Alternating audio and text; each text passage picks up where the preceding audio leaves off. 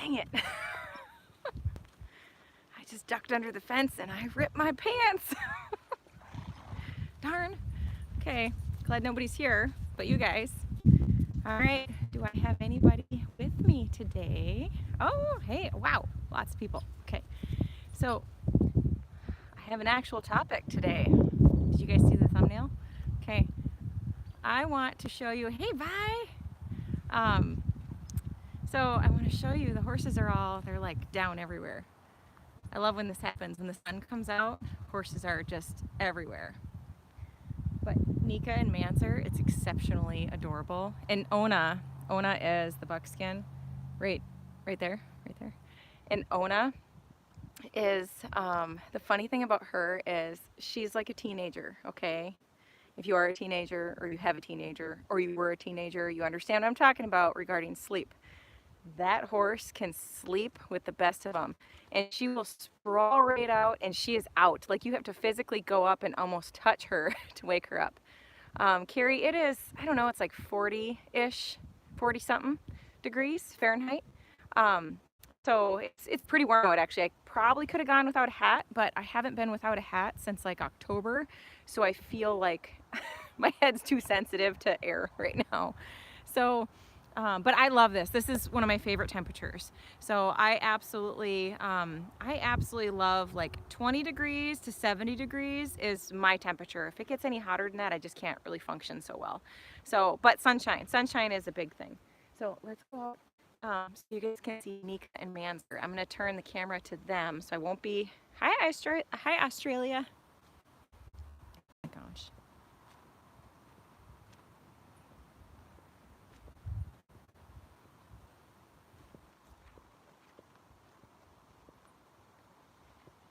I'm gonna see if we can sneak up on Manser. He's also coming into the teenager stage. We're out like a light. Oh my gosh, they're all down, snoozing.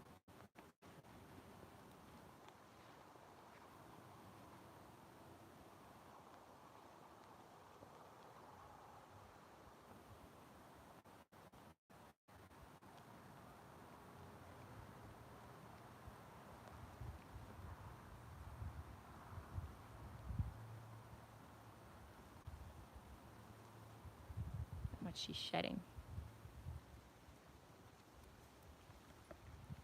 I think I'll just have a seat here on Nika. Look at that little guy napping. He's so out. I kind of don't want to bother him yet. If you watch him too, he'll have dreams. And Nika, gosh, I haven't sat on Nika in a long time. It's awesome. So she's so warm. It's actually it's pretty warm out here. I'm probably overdressed today. Hello, Arizona. How's it going? They are so relaxed. Hey, you want to hear something funny? So, hi, Susie.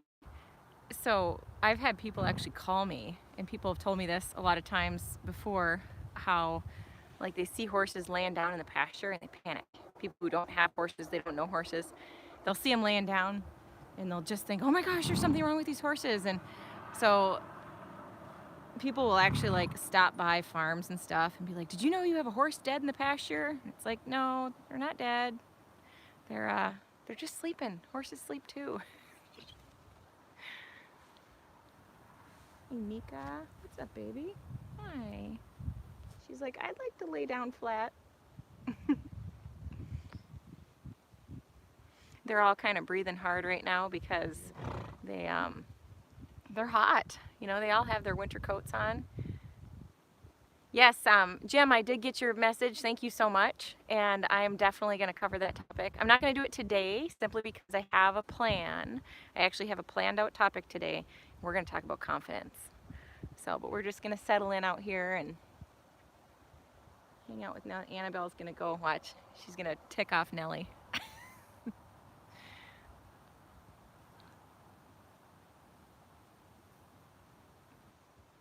So what's funny is it's warm right now. It's in the 40s, and so somebody just asked how warm it is here and what's too warm for them. Rebecca, the circle on Nika's hip it's on the other side. I can't show you. But the circle on her hip is a birthmark. So, but my horses do best around like, I would say 50, 60 degrees. That's their best temperature as far as working goes. And yeah, anything over 70, they get a little warm. So the horses, they do better. I feel like they do better in the cold than they do in the heat, personally. That's just me, but I feel like they can work better. But the hardest thing is when they've got their winter coat is they get hot and sweaty really easy in the springtime. So here's something funny that happened last night. KK Doc, yeah, some do stand. See, Annabelle, her job right now is just to stand guard. You don't see all the horses laying down very often, especially in a larger herd. I guess if it's a smaller herd, you know, they may. But there's a few guards who will just kind of to stand watch. And something cool about Sally, Miss Sally right there, the mule, is she is the protector of the herd. It's pretty cool because if there's anything different, she alerts everybody right away. So if there's even a chicken that meanders into the pasture, Sally knows before anybody does, including me. So she's pretty cool like that. And she'll watch me. She'll see me come out of the house and she'll hee-haw at me. I know it's called bray, but I call it hee-haw. Oh, Nika's gonna lay flat. She's like, oh wait, no, your butt's on me. So, but anyway, it's pretty cool. Vi, Miss Kitty's doing pretty good. I'll try to make it over to see her for sure at the end. I'll definitely try to do that. If I don't, I have 2 battery chargers today, and I think I'm good for power. Oh, here we go. She's gonna wait up. What's the matter, honey? I'm sorry. Am I annoying you? Do you want to lay flat? Should I get off? So Nellie and Annabelle right here, I want to tell you something that happened last night with them. It's kind of funny. So Annabelle was being a turd at the gate when I was feeding horses, and she was anxious to get in. And that's not like her. She's usually really, really good and just stands quietly at the gate and she waits until she is allowed to come in or invited to come through the gate. And I had let somebody else in, and she real quick, oh, thank you so much, Jim. That is so nice of you. Jim just did a super chat, $20. Thank you so much. That's really awesome. Hey, with that being said, I'll go back to my story in a second, but with that being said, so the first day, let's see, of my Corona Chronicles that I got going on here of the daily, the daily live streaming was, so this is what, the 3rd day? Anyway, the first day I made $44 in super chats. And the second day I made $42 in super chats, but then somebody sent me $10 by PayPal, so it's $52 total yesterday. So, but I wanted to tell you guys, hold on, Kevin, I'm gonna tell my story, just give me a minute. I wanted to tell you guys that I'm keeping a log of every penny that you guys send me through super chat, and the first thing that's going towards is my hopefully my laptop. So I'm gonna get a computer so I can edit better videos to give you guys better content. Yes, Edie, the Corona Chronicles. Last year was Snowpocalypse for us, so I feel like that was like the theme last year was Snowpocalypse. So this year is the Corona Chronicles. But anyway, so the top 2 things on my list to buy, guys, that will give me the opportunity to give you better content is, for one, a microphone for my iPhone. And I got to research. I have no idea what to even look into for that. And then also I want to get a laptop so I can give you guys, hey, Off the Track Thoroughbred, thanks for joining. So I just want to let you know that's where your money goes, guys. I really, really, really appreciate it. Oh my gosh, Lucy, thank you. $25. Holy crap, thank you. We're up to 45. Jeez, thank you. That's so nice of you. I really appreciate it. And just know, like, I don't expect you guys to do that by any means. I will eventually buy all these things on my own. You sending money through Super Chat is just accelerating the process, so I appreciate it. Okay. So, going back to my story last night with Annabelle being a turd, Annabelle is usually so good with so many things, and so last night she decided to sneak in on me, and so I went and put her halter on, and I took her over and I tied her to a fence post, and I just left her there, okay?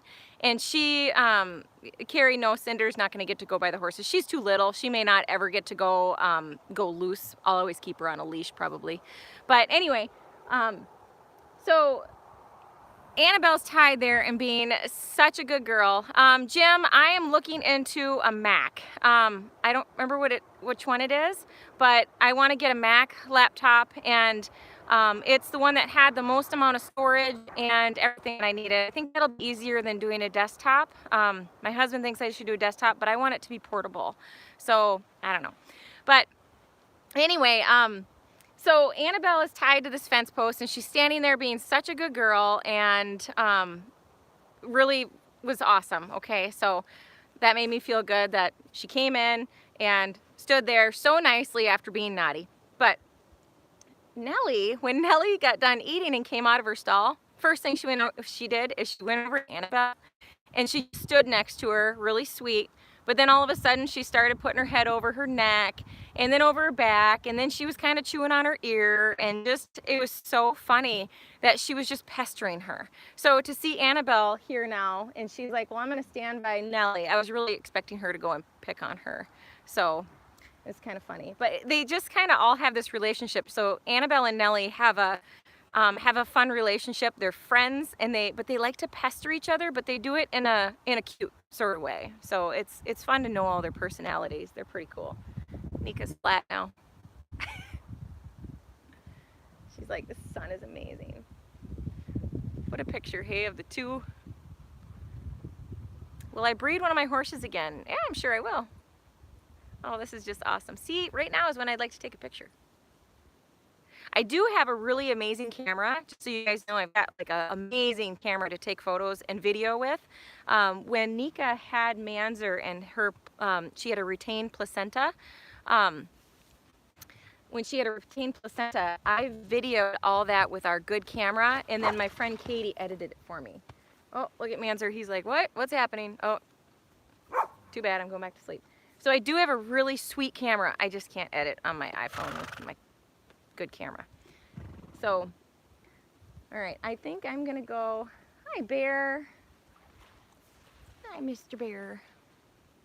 Bear has got such an amazing personality. He's one of my favorites. I like him so much, and he's just such a part of the family. You know, there's not all horses are created equal, and Bear is just really one of the special ones. He's one of my favorites. Like, I could take him in the house. So if I was allowed to, I would take him in the house, and he'd love it. He's a good boy. He's a good mount for my daughter. Okay. Manzer's got his mouth open and everything. I really want to go over and pick on him. And he's in a REM sleep right now. His eyes are really moving a lot. I'll show you guys. Look, Bear's gonna pick on him. Okay. Missy, you're not late. I just got started. I haven't even gotten into what I'm gonna talk about. So today I actually have a plan. I'm kind of a fly by the seat of your pants kind of. Can you have Bear? Tammy, you'd have to fight my daughter for him. He's a doll, that's for sure.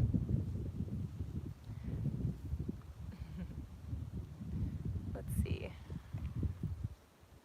When will I decide whether to keep Manzer or a stallion? Well, I checked him out last night. He's got one testicle that's dropped so far, and he's got a really good personality so far. And if he decides that he's going to be a stinker and not be a good boy, then he'll be gelded. So, but otherwise, I might keep him a stud. Let's see. I'm going to try to show you Manzer's mouth because it's open. Look at his eyes.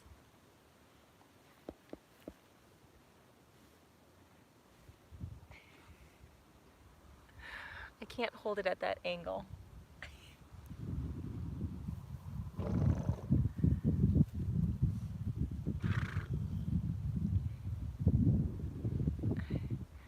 Isn't he cute? He's so cute. I'm gonna touch him and see if he's, I like how he's right against the hay net. You see that? It's like a bed for him. Okay, I'm gonna pet him and see if he's like gonna panic. Bear, no, no. Bear's trying to go away. Good.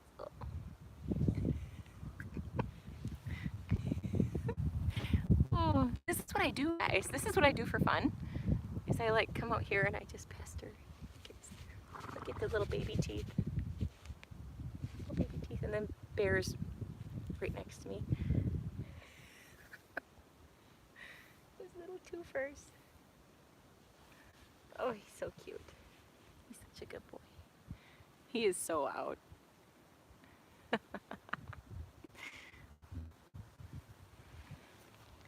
Oh, and Bear just wants to be in the middle.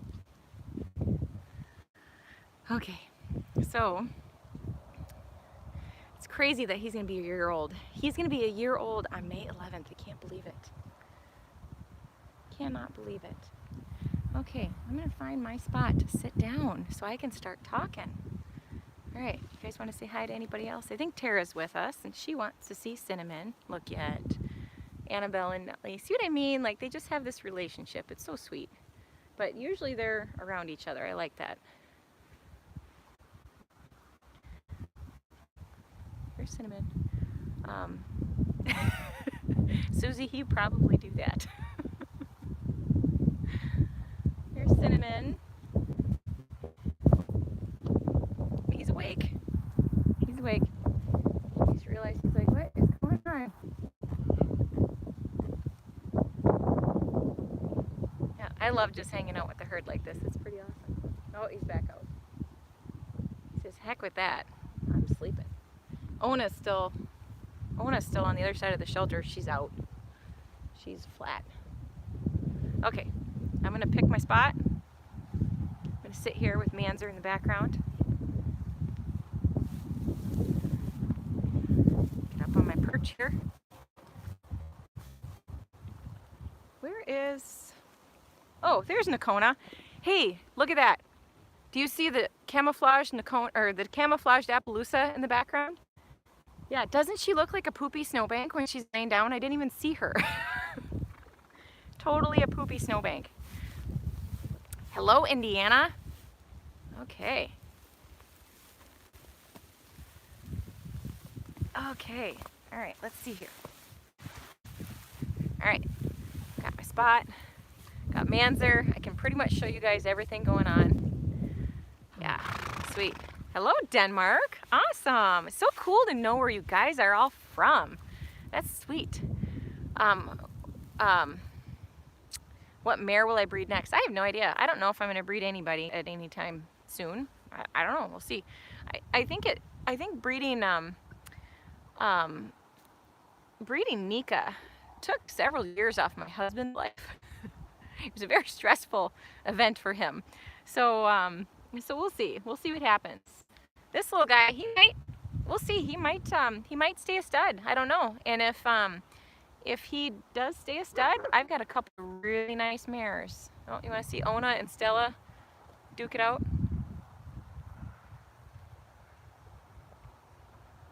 Ona likes to be involved with everything. She sees something going on, so I can't really show you because Nika's bum is in the way. But Ona wants to hang out with Stella. Hello, San Antonio.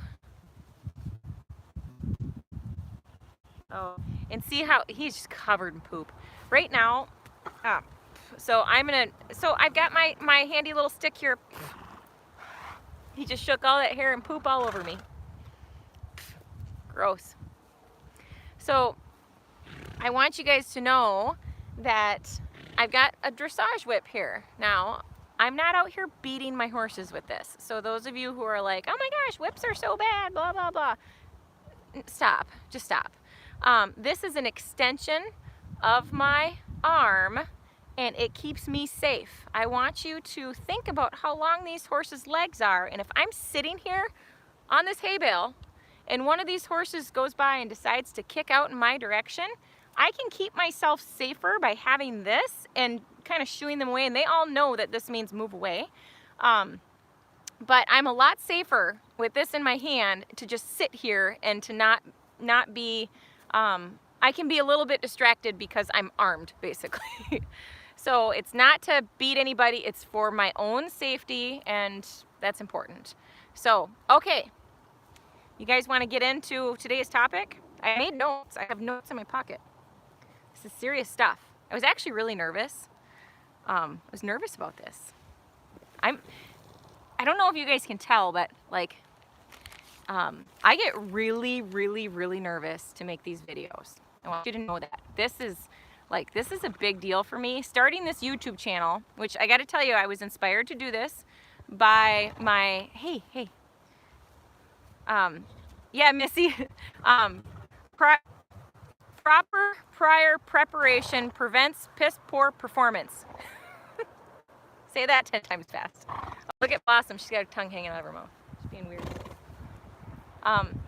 So, but you guys got to know that, you know, usually I like to I kind of live in the moment, and I like to just sort of do things as they come up. So I like to, like, I don't come out with a plan when I work with my horses. I let my horses decide what we're doing that day, okay? It's important to me because I need to work on what needs to be worked on at that time. Okay, so, oh, is Danny here? Danny, are you here? Hi, Danny. So that's where I was going though. I apologize for the squirrel moments. I'm ADD is my thing. Hey, Danny. So, but my inspiration, the people that inspired me to do this YouTube channel are Danny and her mom, Katie, because there's a lot of channels on YouTube that, terrible advice. People speaking simply out of things that they've read or seen or done. Eugene, you haven't missed much yet. I haven't gotten into our topic yet, so thanks for joining in. I appreciate it. So there's a lot of really bad channels that have really, really high subscribers, and here's what's happening is kids, especially, because kids, you know, this is nothing against you guys if you're watching, which if you're under 13, you really shouldn't be watching YouTube, according to YouTube. But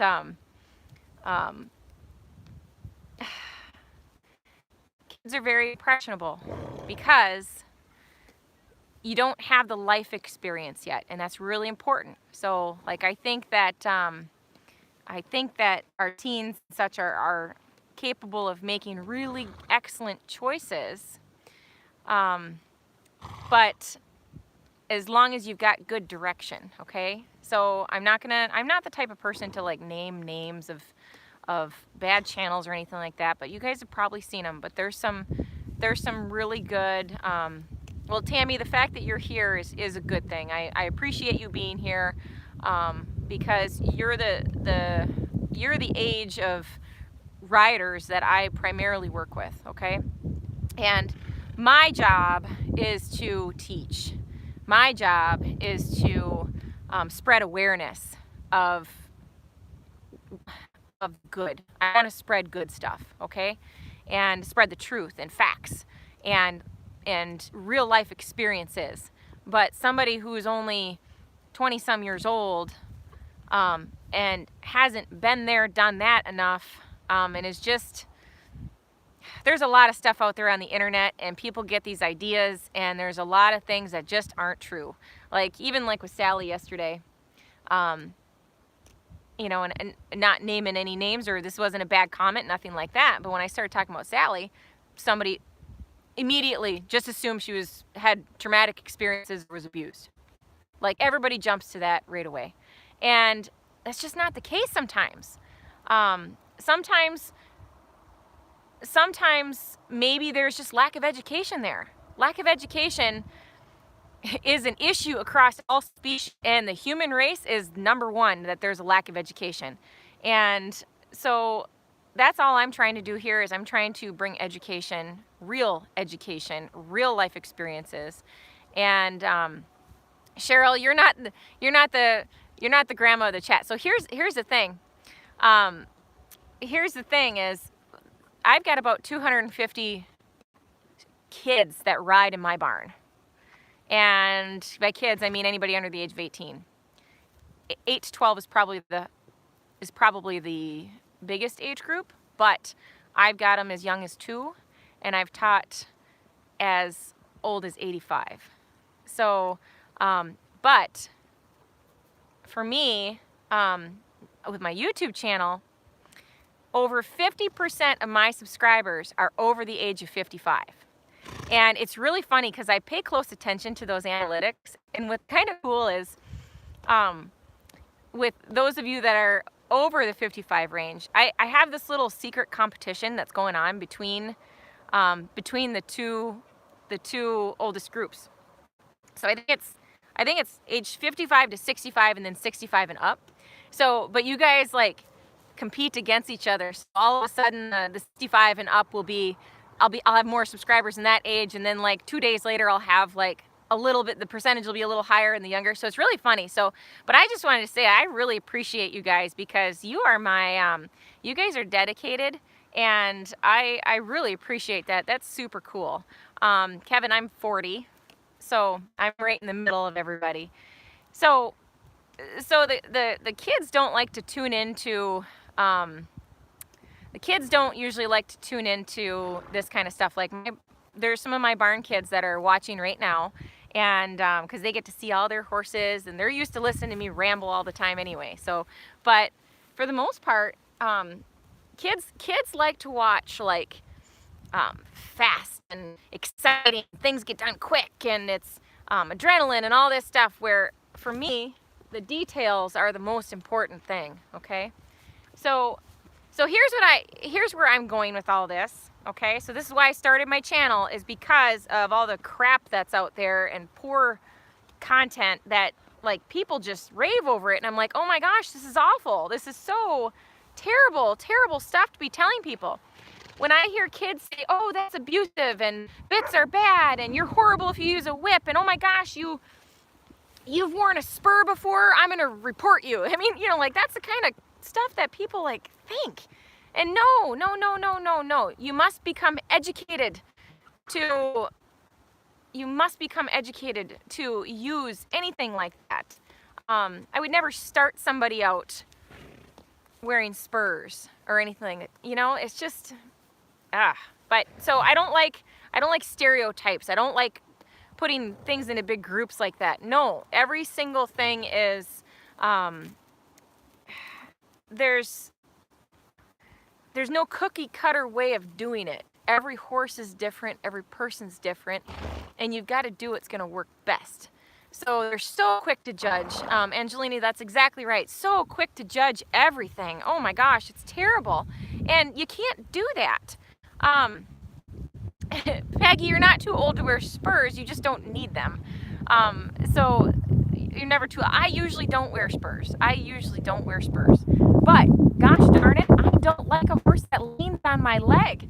If a horse is hanging on my leg, it is more abusive for me to nag that horse for a half an hour to get him off my leg than it is for me to put a spur on and have a horse lean on it once and go, oh, I don't like that, and then never have to do it. I know, Peggy, you're teasing, but you're not too old. Stop it.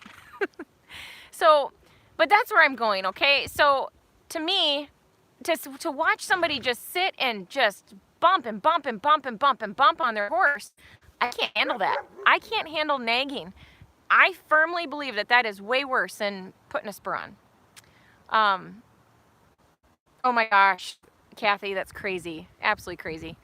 I love hearing all your comments, you guys, too. But let me tell you this. So if you ask a question or something and I don't respond, for one, I get sidetracked so easy that if I don't respond and you want me to answer your question, when the video is done and finished processing, go back to it and leave a comment there, and I'll go back and I read every single comment on my channel.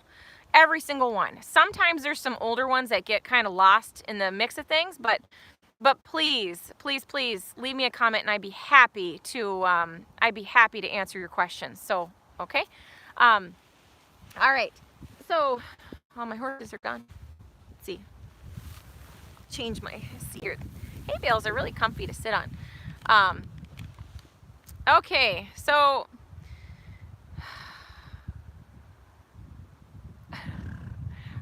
Barbara, you asked, how do I know how old you are?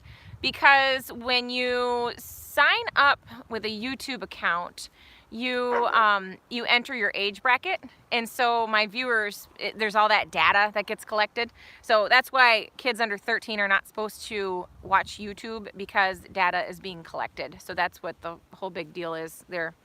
But anyway, okay, should we get into what I actually came out here to talk about today? Such a beautiful day. I might talk for too long, guys. So nice to just sit here in the sun and watch my horses. Oh, my kiddos just wandered out. Hi, honey. No, not today, honey, okay? Thank you. Oh, Tova wants to come out and visit with you guys too. She had a lot of fun. So Peggy, today I'm talking about, oh, hey, Eugene, did you just super chat me? Thank you so much. I had my head turned and now I think that's you. Thank you so much. That's awesome. I really appreciate it. We're up to 55 bucks today. Sweet.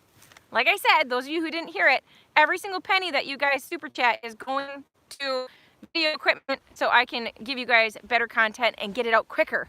I do all my editing on my iPhone and it takes me forever and a day. And yeah, so it's awesome. Thank you so much. I appreciate it. Okay, so I'm gonna have my eyes down a little bit because I'm gonna be reading. So I apologize, I won't be answering questions for a little bit. All right, today's topic, because this was very, very highly requested, and this is something that I work on a lot, okay, is confidence issues, okay? So I'm sure some of you guys can relate and have had some issues with confidence. It's a big problem, okay? I had some people message me on Facebook, and I got a really amazing email from somebody yesterday. Lynn, thank you so much for emailing me your story. I really enjoy hearing about you guys. So if you ever want to just email me a story about yourself just so I can get to know you better, hey, that's awesome. My email is in the description below. Feel free to head down the description of this video and send me an email. I'd love to hear your stories. It's awesome. Violet, thank you. Violet, you helped me just as much as I helped you. So, hi Lynn, thanks for joining in. Okay, so I'm gonna tell you, do you guys like when I tell stories? Are stories good? Is it a good thing? Or do I ramble too much? So, but that's one of the biggest things that that stops us from doing the things that we love is having confidence issues, okay? So I'm going to tell you guys the 3 biggest situations that kind of rocked my world confidence-wise, okay? And I haven't really told these, and but they're really important. I think it's important for you to hear. You know, some people think that I'm like super brave and nothing bothers me and I don't get scared and all this, and that's not true. Okay, so I'm going to tell you guys my situations and kind of when they happen and stuff. So basically, I've been riding Joanne. Hi Joanne, thanks for joining. Hey, do you still have my horse trailer that I sold you? I miss that. I miss that so much. So I used to have a horse trailer, a really nice horse trailer with living quarters, and we had to sell it. I used to do rodeo circuit, and we'd travel around, and then we bought a farm, and now we have a farm, and that's what we do. So, and then we had kids.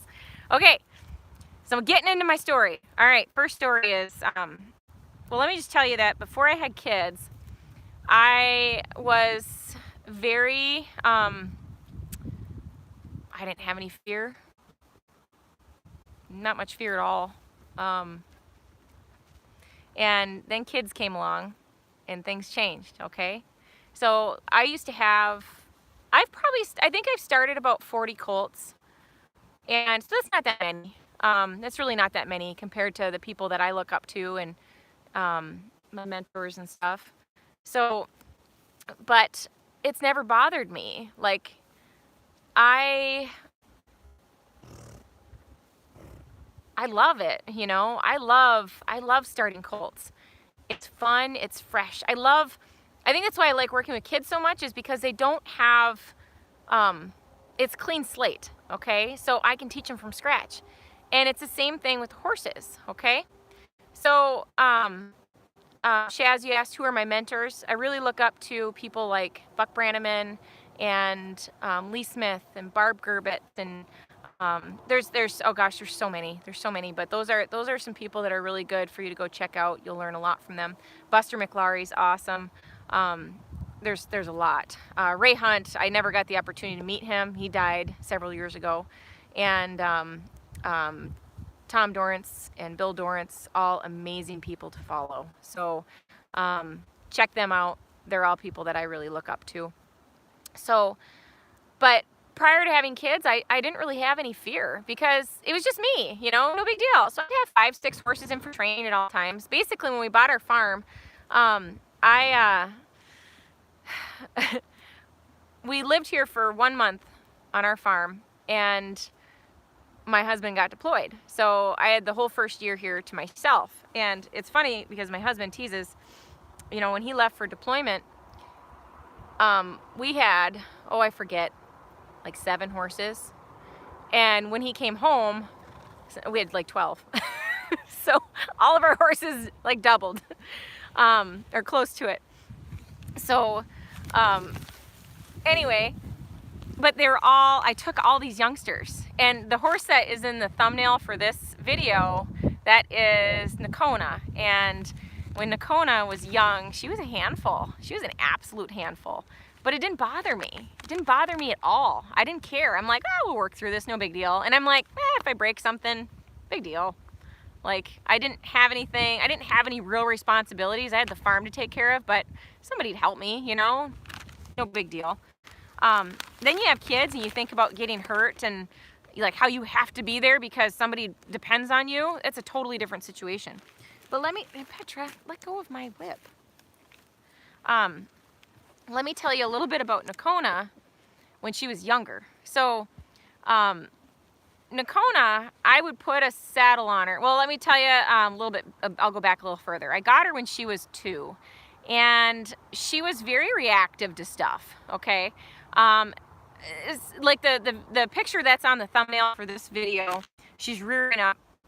And the reason she's rearing up is because I had like a 22-foot lead on her, and the tail of it was sort of dragging around on the ground, and she'd see it and she'd fly up in the air. And I don't know if she thought it was a snake or what the deal was, but she was not happy about the tail. That's all it was just the tail of the lead rope.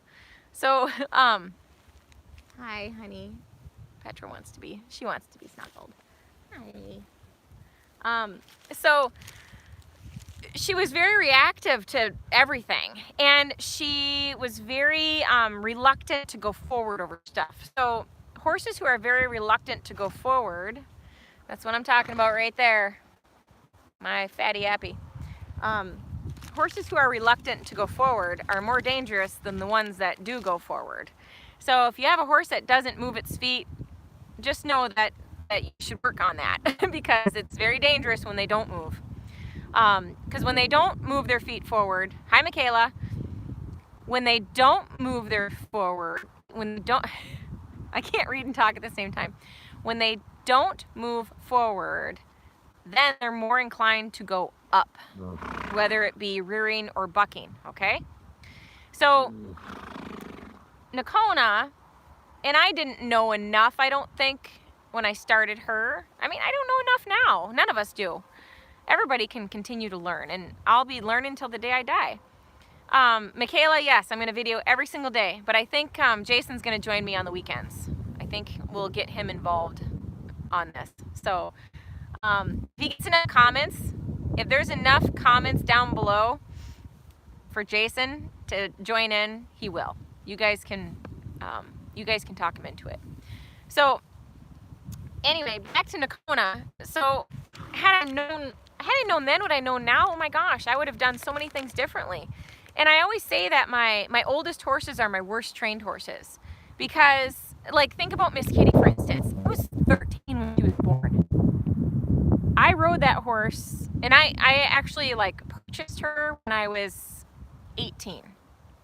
As the first loan I ever took out, I went and bought that horse. And she was born at my parents' farm, but when she was, I don't know, like 4 or 5, my mom sold her. She's only gone for like 6 months. And I didn't like the situation that she was in, and I really wanted that horse. So I went and took out a loan against my mother's word. Went out and took a loan, and I bought her. So that's my very first loan. Don't take out loans to buy horses, though. That's not good advice. But I just really wanted to get her out of that situation. And so let's just say that I've been riding that horse consistently since I was 18 years old. And she's my worst trained horse. And Violet, if you're still watching, I know you adore her, and she's a pretty amazing horse, and she knows a lot of stuff. But she genuinely is my worst trained. You know, she just doesn't know as much as the other horses does. She's an excellent horse. She's so fun to ride. Oh gosh, Miss Kitty is just wonderful to ride. But let me tell you guys a little something. So Violet is only here for part of the year, and she leaves Miss Kitty. That's her horse. So Violet won't get to see Miss Kitty for a few months. So that's it's really important that Miss Kitty stays as healthy as possible, because Violet needs to come and wrap her arms around that horse. So anyway, so and then I look at Nika. Nika is 19. I've been riding her since she's 3. My husband started Nika. And she's 20 now. Yeah, I've been riding her since she was 3. She's 20 now, so that's a long time. It's a long time to ride a horse. Yeah, they're digging into my bale here. And there's a lot of things that Nika doesn't know. Eugene, Miss Kitty's not dominant at all. She's way down, way down.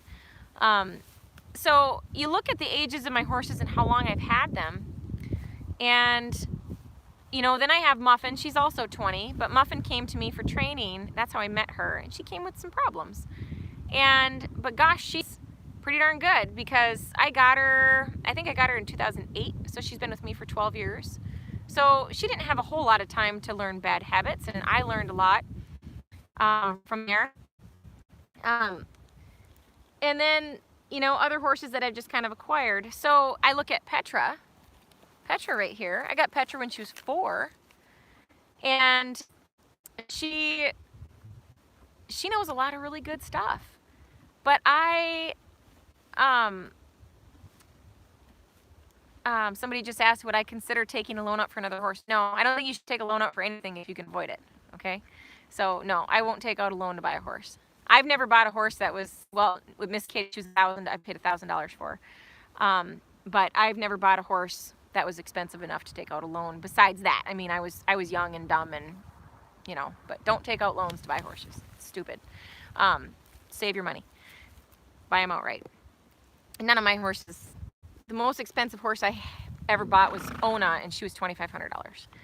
So, but I do all my own training. So anyway, Petra, I spent 4 years on that horse, and she knows a lot of stuff. Like, I knew a lot more when I started working with her than I did when I worked with, you know, Nika and some of the others. So every horse that I get, the younger the horse that I have now, the better trained they are. So it's pretty cool, because like, I look at Ona, I made mistakes with her. I make mistakes with every horse I touch, but it's okay. That's how I learn. And with Ona, she is my fanciest groundwork horse. She is, oh gosh, and I love groundwork. I absolutely love groundwork. And Ona, if I said Nocona by accident, I apologize. I meant Ona. Never naming horses with names that close again. But Ona is, man, she is awesome. Her groundwork is awesome. And the thing is I'm the only one who's ever done anything with her for groundwork wise, and I knew how I wanted it to be. I looked at all the things that my other horses, little habits or quirks or whatever that they had, and I said, I don't want this horse to have those problems. So, and that's just how it is. And so Manzer, I got him even younger. You know, Ona was 2 when I got her. Manzer was born in front of me. And I'm able to do every single little thing with him, period. And the next horse that I have after him is going to be even better because I'm never going to stop learning, okay? That's the biggest thing, is never, ever, ever stop learning. If you think you know it all, you probably know a lot less than you think. So with Manzer, it's going to be fun to see the difference between him and Ona. Because starting Ona so far it's been a big challenge for me. She's been a very challenging horse. And she scared me a lot. And I'm going to tell you about that in a little bit. But Manzer, it's been a cakewalk so far. So let me tell you about Nocona, how she was when I first put a saddle on her. She stood perfectly for being saddled. Quiet, she would stand tied beautifully. Everything she's just really quiet and calm about, okay? Yes, Jim, exactly. And I'm going to preach that over and over and over again. Instead of just, you know, some of these other channels saying, this is terrible and that's bad and look at how awful these people are and blah, blah, blah. Why don't we just try to educate each other? Learn from each other's experiences.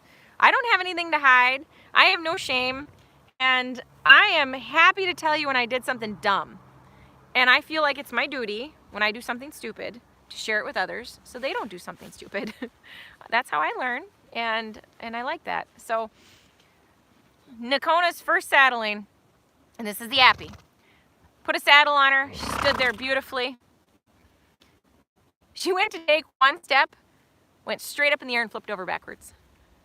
And I was like, oh, that's fun. But it didn't bother me because I'm like, okay. Ooh. Get Annabelle getting all serious. Putting the smack down on Ona. Ona just told her who's boss. Annabelle's got personal space issues. That's a whole different video. So, Nocona got up off the ground. She wasn't hurt or anything like that, but it kind of took me by surprise because I hadn't had a horse that did that before. And so once she got moving, she was fine. She bucked a little bit, but it wasn't anything bad, I guess. But I'm not kidding you. Like, the first, 24 times that I put a saddle on that horse, her first step, she went up and over backwards every single time. And I'm like, gosh, I hope she gets over this, and I hope she doesn't hurt herself. But, and I didn't have the cinch too tight, nothing like that. It's just how she handled it. But the big thing is had I known better and would have sent her forward faster, she wouldn't have gone up because they can't really rear up when they're going forward. And she would have handled it better. And she would have been less likely to, she didn't get hurt, but she could have been hurt. So with her, if I would love, oh my gosh, I would love the opportunity to start that horse over again. She's so talented and she's so sensitive about so many things. But then there's these things where I'm like, why did I allow you to get that way? Or why didn't I prevent that? And it's simply because I didn't know. So anyway, with her, this is great, guys. I'm just lounging on this big net. It's awesome. So with Kona, after a while, she got over that, and it wasn't a problem anymore. But then, and then I got on her and rode her, and I wasn't worried to ride her. I'm like, whatever, if I come off, I come off. And I had a friend here helping me who's trained horses for many years, and so I had 5 horses to start all at once. And so we started all 5 horses in the same day, and it was really fun. I love colt starting. It's so fun, especially when you've got other people to do it with. When you're on your own, it can get kind of scary because it's like if something happens, you're in a pickle. So, Sienna, thank you. That's really nice. I am happy to throw some honesty your way. You can ask any of the kids that ride at my barn. There's no faking anything. I am I'm going to tell it like it is. So moving forward then, Chloe, it's so comfortable. This is awesome. So Nocona, you know, I got some rides on her and it was great. It was absolutely great. She did wonderful. And I had so much fun and got the other horses started and was having a good time. And then I got pregnant. And then I got all these young horses. I got 5 here that I was starting. And then I had horses in for training and I'm pregnant. And suddenly, like, you know, and that's where my husband took over. He started riding the horses that I had in for training. My husband's super handy with horses. He just doesn't have the time to do a lot, and that makes me kind of sad because he's so good at it. And we've always had so much fun together, working horses and riding, and that's, you know, the whole beginning of our relationship. We rode all the time together. It was so fun. But life gets busy. You have kids and everything else. But so I had 2 horses in for training when I was pregnant. Their names were Cash and Cinco. And Cinco was one that she'd kind of tuck her tail and get worried and buck. So it's okay, Eugene. My neighbors, they think I'm nuts. I sit out here all the time anyway. This is normal. So with Cinco, you know, I wasn't comfortable getting on her anymore, period. And Susie, I feel like certain horses, like, they knew and they really took care of me when I was pregnant. My horse Poco, I can't talk about him. I'll cry. Nika took good care of me too. I just posted a picture. If you're on my Instagram, and I think I have it on Facebook, I don't know that I posted it in the community tab on YouTube, but go to my Instagram. I posted a picture of me on Nika when I was pregnant, and it was just awesome. It was so awesome. Thank you, Jim. So Jason took over riding Cinco when I was pregnant. Oh gosh, I gotta show you guys this. I'm sorry for the distractions, but this is so important. Look at Rosie. And look at Muffin. Do you see them? Here's Rosie right here. It's really hard to point on camera. And there's Muffin. But Rosie's like almost in a hole. It's funny. Oh, and now these guys are gonna come over and look at, see, the 2 amigos together here. They gotta, but that's why I got my stick.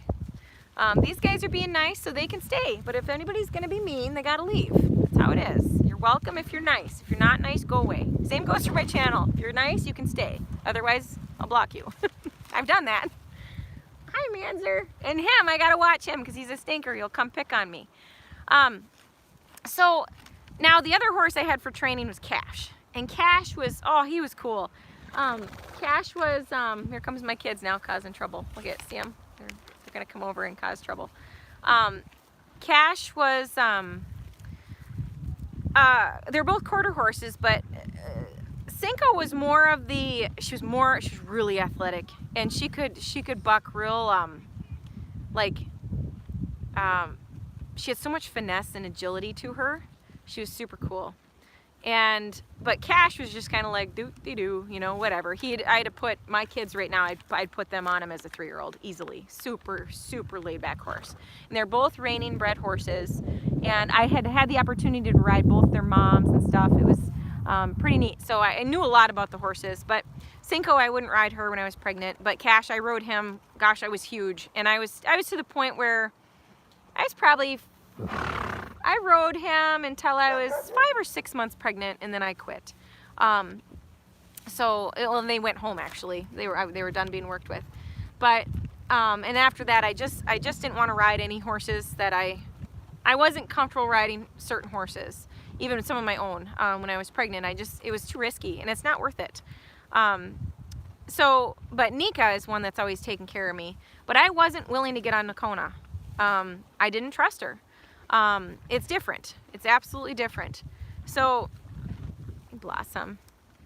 And so I started, hi honey, hello. This is about when he's just gonna like take a nibble out of me. So Oh, good, Joanne. I'm glad you liked the trailer. I have so many fond memories in that trailer, traveling all over, having fun. That's awesome. So, with my program, I have lesson horses, and my lesson horses are leased out and to qualified riders. So I found the best riders that I could for the horses that I had that were young and still needed to be worked. I wasn't going to let them sit for a year while I was having a baby. They needed to do something. So I went with my most experienced riders who I trusted and leased them out, and that worked out real good. So now, moving forward, so with that being said, so Nocona, there was a period in time where she wasn't one of my personal horses. She was used for lessons and leasing. And she did develop a lot of bad habits. She's a horse that's just she's not meant to be a lesson horse at the age that I did that with her. And I should have known better, but it also boiled down to, I had to, with me having a business like I do, I have a few boarders, and I only board horses to my my students, long-term students, and I've learned my lesson that way. I will only board to people I trust. Oh, Lucky and Daisy are over there back to back kicking the snot out of each other. Can you see them? I can't really show you. Look at Daisy's just backing up ready to kick at him. But anyway, so I had to think about this. So just imagine this. So with my business, there's no benefits, there's no days off, there's no paid vacation, there's no maternity leave, there's no none of that. So I had to find a way to plan to feed these horses, and our hay is $20,000 a year. So that's just the hay bill.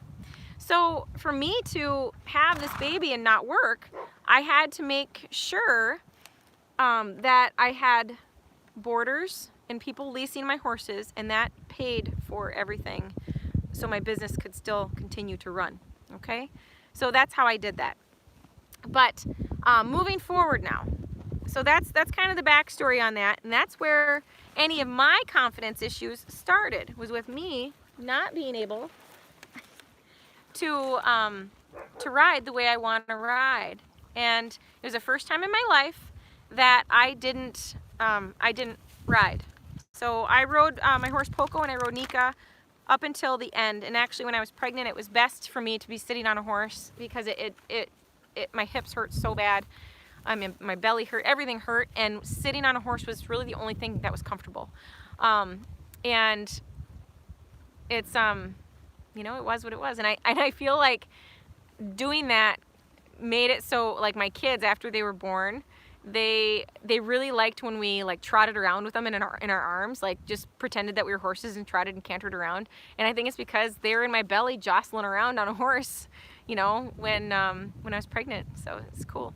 But now going back to confidence, okay? Because here's my stories. So after having kids, I suddenly have these little beings that mean the world to me, that I need to be there for, and I need to keep myself safe. And so things just kind of changed a little bit. And I love barrel racing. Oh my gosh, there's no adrenaline rush.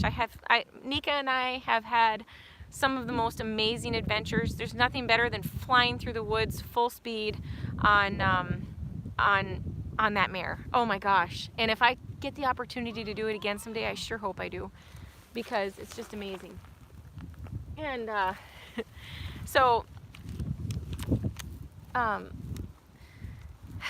but that was gone for a long time.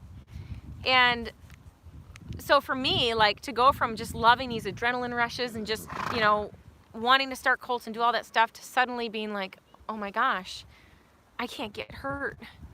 It's horrible. It's horrible. And this is Ona. Hi. Hi. What do you want? So this one right here has been my biggest challenge. This is Ona. I've never ridden her yet. She's 4. She's gonna be 4. She's considered 4 as of January 1st. That's associations do that. I talked about that the other day. But to me, she's not 4 until now. She's gonna go pester Rosie. She's not 4 until summer. Oh, that wasn't nice. She was napping. So, let me tell you about my first scary moment where my confidence was really kind of shattered. And actually, I have two. And I don't remember which one comes first, but they're both on Nocona, okay? So, I got my notes here.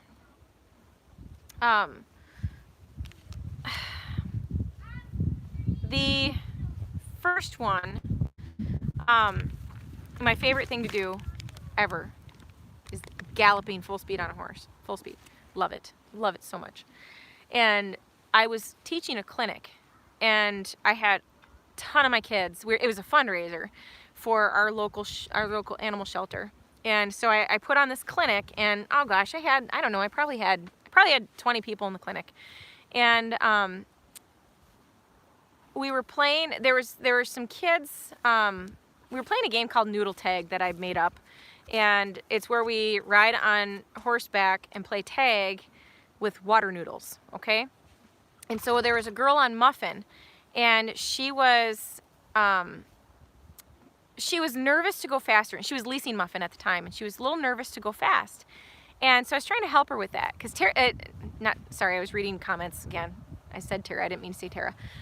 Muffin loves to go fast, and she's so fun to run on. And so I was trying to help this girl speed up.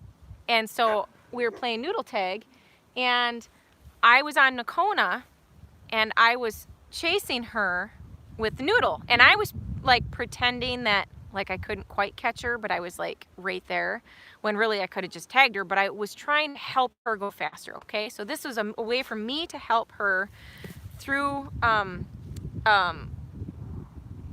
this game to gain the confidence and want to go faster, okay? And so all of a sudden, we're like gradually increasing speed, and it was so awesome to see her ride that way. It was so awesome to see her ride that way. And all of a sudden, we're like going fast, and then I can't catch her because Muffin is way faster than Nocona. Nocona is slowpoke. So I'm like trying to catch Muffin on Nocona, and so I'm like, come on, let's go. And I'm so used to Nika, who is like, I don't even have to ask her to run, I just let her run, okay? And so Nocona, I'm like, really, I'm having to like beg you to run here, this is ridiculous. So I am reaching out with this water noodle, and I'm trying to tag this girl, and full gallop, we are going as fast as Nocona can go at that point. And Nocona puts her head between her knees, and she just started bucking. And I didn't see it coming. I did not see it coming.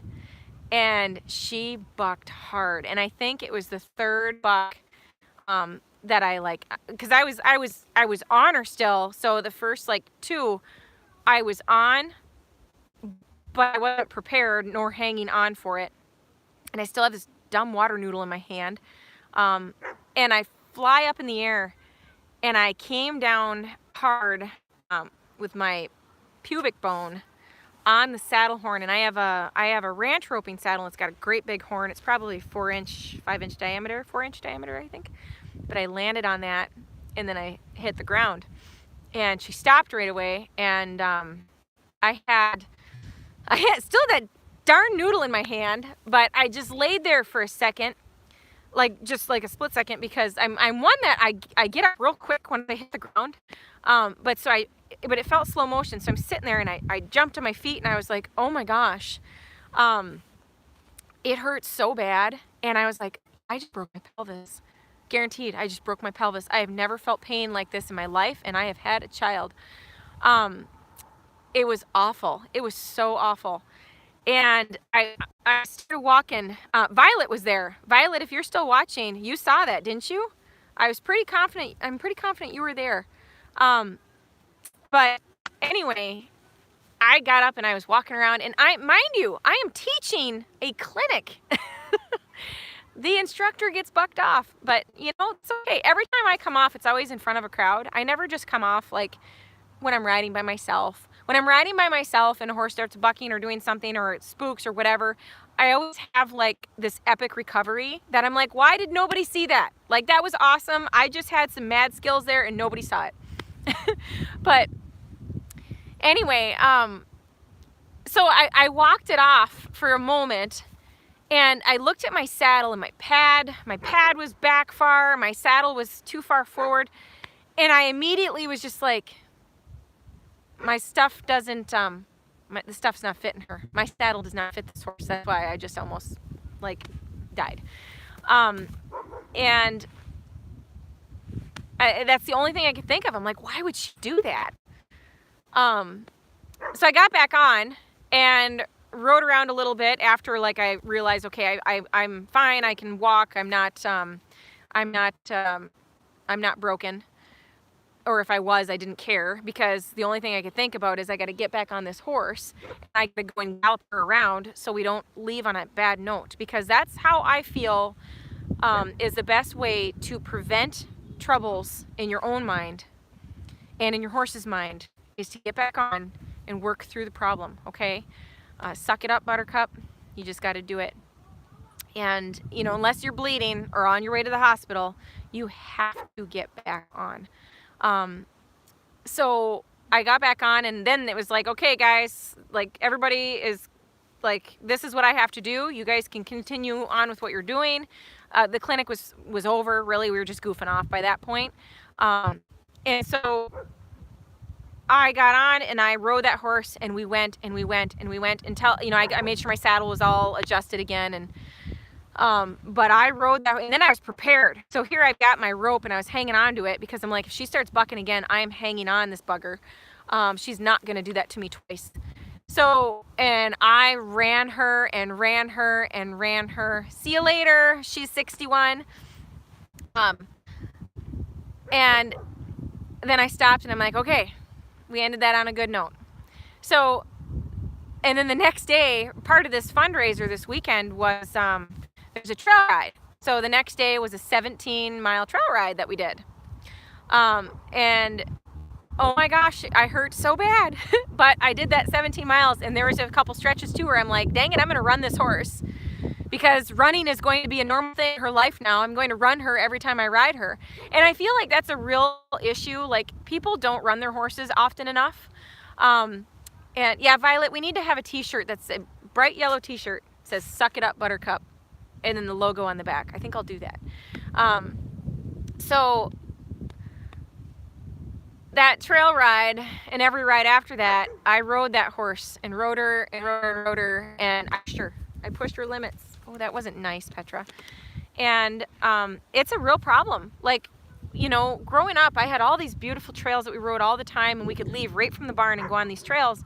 And we ran all the time. And I think that, you know, now where I live, I don't really have that much of an opportunity anymore to do that. And then with, of course, having kids and everything, it just, you know, life changes. And so I don't get the opportunity to get out and just run my horses. So I've got some horses that I'm not comfortable just getting on them and going flying down a trail. We got to work into that stuff. Because I don't want to ever be bucked off at a gallop before. Or I don't ever want to be bucked off at a gallop again. That wasn't fun. Because I didn't see it coming. But I think that I could have prevented that so easily in so many ways. And I learned from it.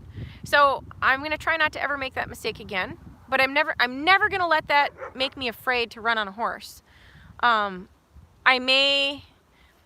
My heart might end up in my stomach a few times, you know, the first gallops that I do on some horses, simply because of that.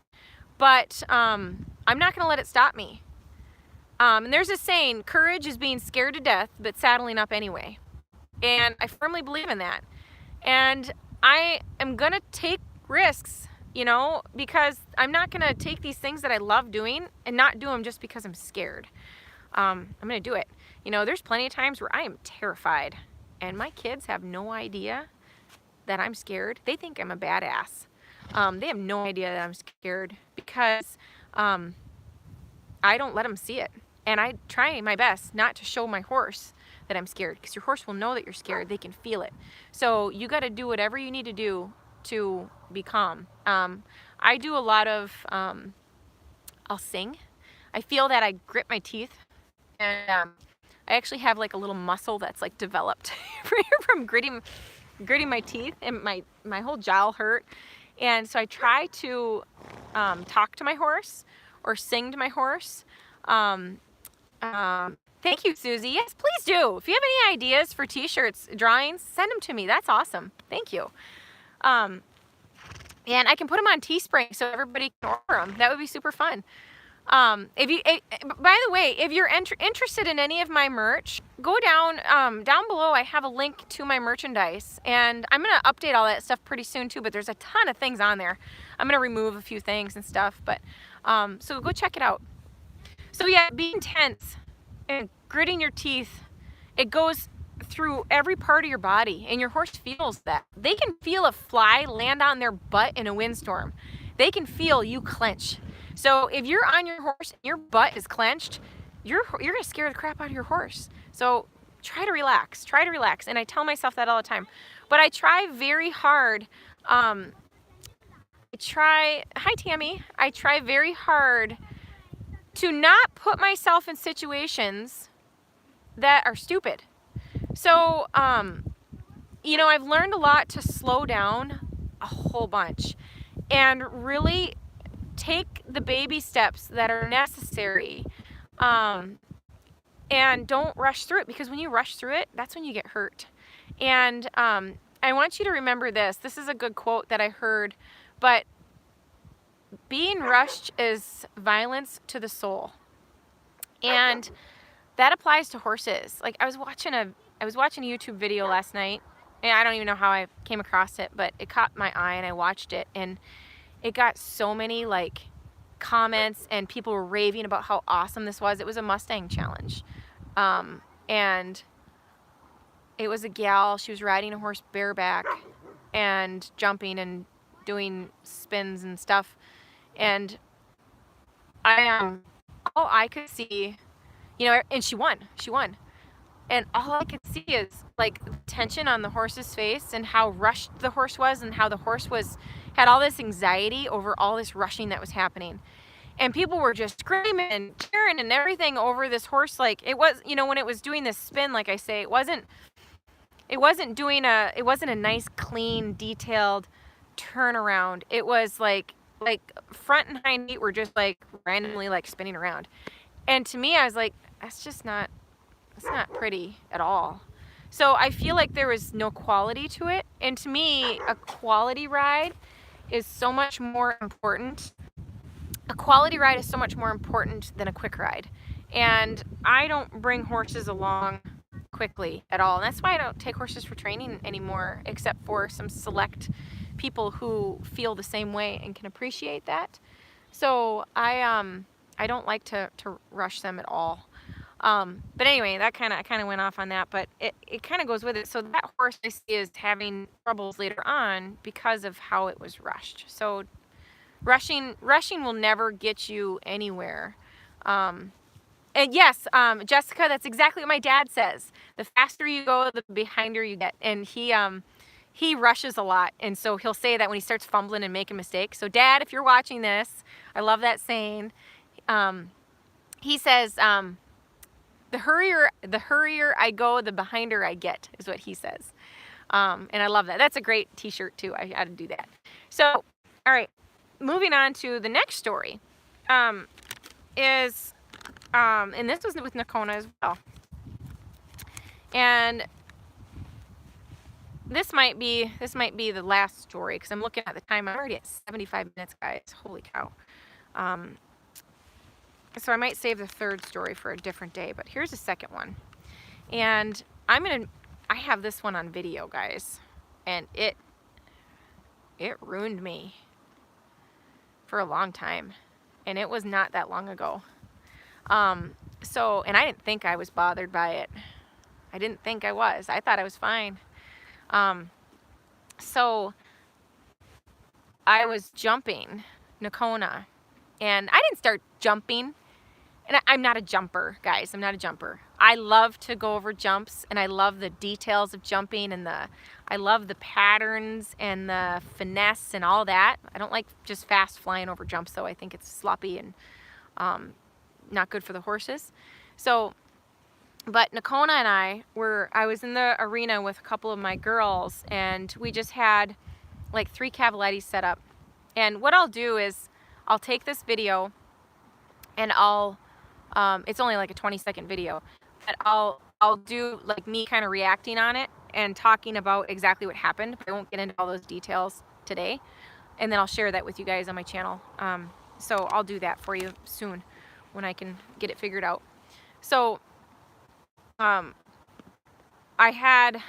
were all videoing each other because we were then watching it, because I feel like you can learn a lot from watching yourself ride.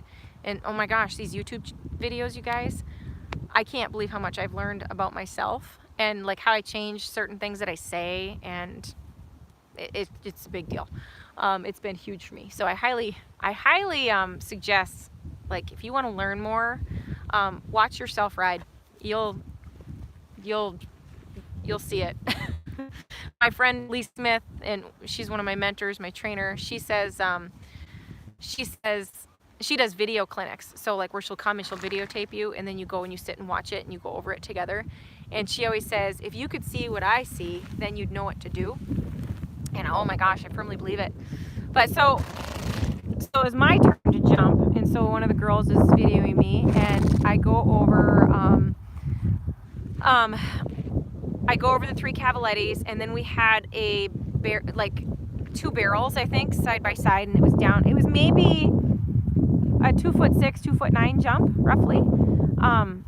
And what I did is we put a pole. Hi, you know I'm talking about you. Yeah. You're wet. Why are you wet? Do you have your face in the snow? So I'm sorry, when a horse breathes on my face, I stop. The world stops for me because I love it so much. The day that I can't have a horse breathe on my face is the day that I don't want to be alive, guys. It's just how it is. No, you can't fight by me. So there's a pole above 2 barrels, and so like I said, 2'6", 2'9", something like that. And when I went to go over it, she fell. Like she hit her legs, and it was a jump that would collapse. It wasn't one I don't like. So like cross country is so fascinating to me, and I want to do it so bad, but I want to do tiny jumps. I just want to go fast and go over little jumps. I don't want to go over big ones, because those jumps are fixed. They're not going to fall down, and that's scary to me, because if your horse hits them, you are down, and that's Nocona, she just like hit her front feet on it, and I don't even know why she fell. Well, I have ideas. I'll share that in that video, and I'll figure out a way to get it to you guys soon so you can see it, because it's so important. Now this is a little much. Like I don't need it. I don't need your. Here, you want to smile for everybody? So you can't hog the camera. And she went down though. She went down, and her legs. Picture this. She went down with her legs behind her. Her front legs came behind her, and she landed on her forehead. Okay, but she kind of slid. I have the video from the back. I wish I had video from the front. And I had a couple students had just walked in one of my boarders, so they saw the whole thing. And I'm sure they'll never forget that, ever. And it happened so fast, guys. All I remember is, like, I was gonna go over the jump, and then all of a sudden it was like, bam, dirt. And it was like face plant.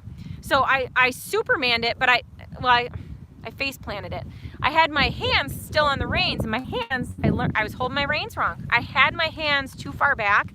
See, I'm not I love taking jumping lessons because I learn so much, but jumping, I feel, puts you in such a vulnerable position, and there's worry that will come out of a rider, and it's just there's so much technique involved to it. And so now I feel like I've corrected a lot of the mistakes that I made then, and I'm a lot better at jumping now, but my hands were back too far. And so when she fell, my hands were like in my lap, and yeah, she's like, I know the story. I was there. She this horse protected me though. She was so close to flipping over, and if she had flipped over, she would have landed right on me. But I did like full on like face in the dirt and slid. And I jumped up super fast. And I was like, oh my gosh, is my horse okay? And I ran over to her, and she was back up to her feet already. But that was my first concern is, how's my horse? And she had a little bit of a bloody nose. But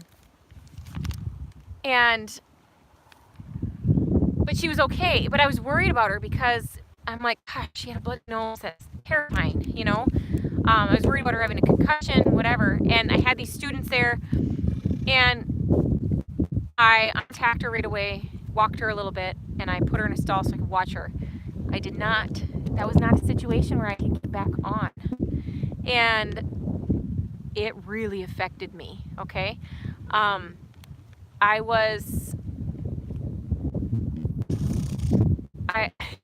Rosie's right here and sleeping. She was laying flat, and Muffin just got up and sneezed, and it scared Rosie, and she jumped. It's funny. But I didn't get back on that day and ride. I rode other horses, but I didn't ride her. And that was probably my scariest fall as a mom. And I didn't think I was bothered by it. Like when I got up off the ground, I wasn't scared. Like I wanted to get right back on, but I'm like, oh gosh, she's got a bloody nose. I shouldn't get back on her. I should just walk her. And then I got these students here, and my lessons are all going to start, and then I'll be behind, you know, all this stuff. You know, again, rushing is violent to the soul. And it was, so I just ended it there. Well, like a week later, we had our local fair and a jumping show. And I was planning on going. And it's usually just me and like a boatload of kids. It's a pony club show. And none of the adults ride. I don't know why. I think they're all lame. They need to, like, they're too afraid to go out and have fun. Get out and have fun. That's why I like riding with kids. They like to have fun. But adults are like, oh, I don't want to go and ride because there's a bunch of kids riding and it's a pony club thing. And well, there's an adult class, and like go there and school your horse and have fun and ride. You don't have to be perfect. Just get out and do it. I do. So anyway, I go there with my horse, and I'm like, you know, I think I can only handle the small stuff, because I hadn't had a chance to really do much after that. And so, and Nocona is the type of horse too that'll stop in front of a jump. It's a whole like moving forward thing. Can you see the resemblance in all this stuff, or the common denominator? It's like her lack of moving forward from when she was young and going up and over backwards, and everything. It's been a lack of moving forward. And I got a whole lot of other stories to tell you about crap that's gone wrong with her, but that's not in today's video. So this jump show though, I go out, I'm like, I'm gonna do the ground poles class. And so I'm the only adult riding a bunch of teeny tiny kids like mine. You know, I'm out there with my little kids on their ponies, but I didn't care. And it was important for me and my horse to go out there and do this and just work through it. And I'm like, I'm terrified. I was terrified to go over the 18-inch cross rail class. I was so scared because I was so worried that she was gonna fall. And the fact is just like when she bucked at that gallop, when she fell going over that jump, I didn't see it coming. And every other time that I've come off, I've seen it coming. And that's hard for me when there's no indication that it's going to happen. That's when it's pretty scary, because I couldn't have prevented that, I don't think. Well, I could have. There's a lot of things I could have done to prevent it, and I know that now. But anyway, so, but here's the thing. There was a, and this is where it gets like, this is where it just makes me sad. I'm sorry if my phone is shaking at all, guys. The horses are pulling the hay out from under my butt. And so it's kind of jerking me around. So I'm out there in the 18-inch class, and I'm like death grip on my reins. I'm scared. And I did the 18-inch vertical too. I did 18-inch vertical, 18-inch cross poles, and ground poles. That's all the classes I did. And I was straight up scared. And, and when I was in the warm-up ring, There's a shadow. Nocona's real weird about like shadows and stuff. She is relatively like spooky over stupid stuff. I worried about her having moon blindness for a while. It's a thing that appies can get, but I had her checked out for that. She doesn't. She just has issues. So she spooked at her shadow in the indoor arena, and she jumped to the side real fast. And I just kind of like I'm just like standing on the ground then. Like I was on her, and then all of a sudden I'm on the ground just standing there, and I'm like, oh, this is a terrible way to start my day. So I got back on and rode her and whatever. So after I was in these classes and just, you know, like thankful that I did it, and I went out there and I'm like, okay, I needed to do this for my confidence. I could have very easily been like, oh, I'm too embarrassed, you know, in my own head. I'm not going to do this. I'm embarrassed, whatever. No, suck it up. Take your ego, take your emotions, take everything and just throw it out the window. Gone. You got to do that. You can't, there cannot be an ego with horses. You got to just let it go. Now, just so you guys know that all the comments that you're leaving me right now, I'm trying to read them as they come through, but I won't get to see these. These won't appear in the comment section of this video. So make sure that you go, after this video has been processed, go back and leave me a comment down below, okay? And share your stories there so I can read them, because I'd have to go through and watch the whole video again in order to read the live chat. So there was a trainer who wasn't riding, and that's the thing is like, so there's these people that you know, they think they know everything from the bleachers, and they judge everybody from the bleachers.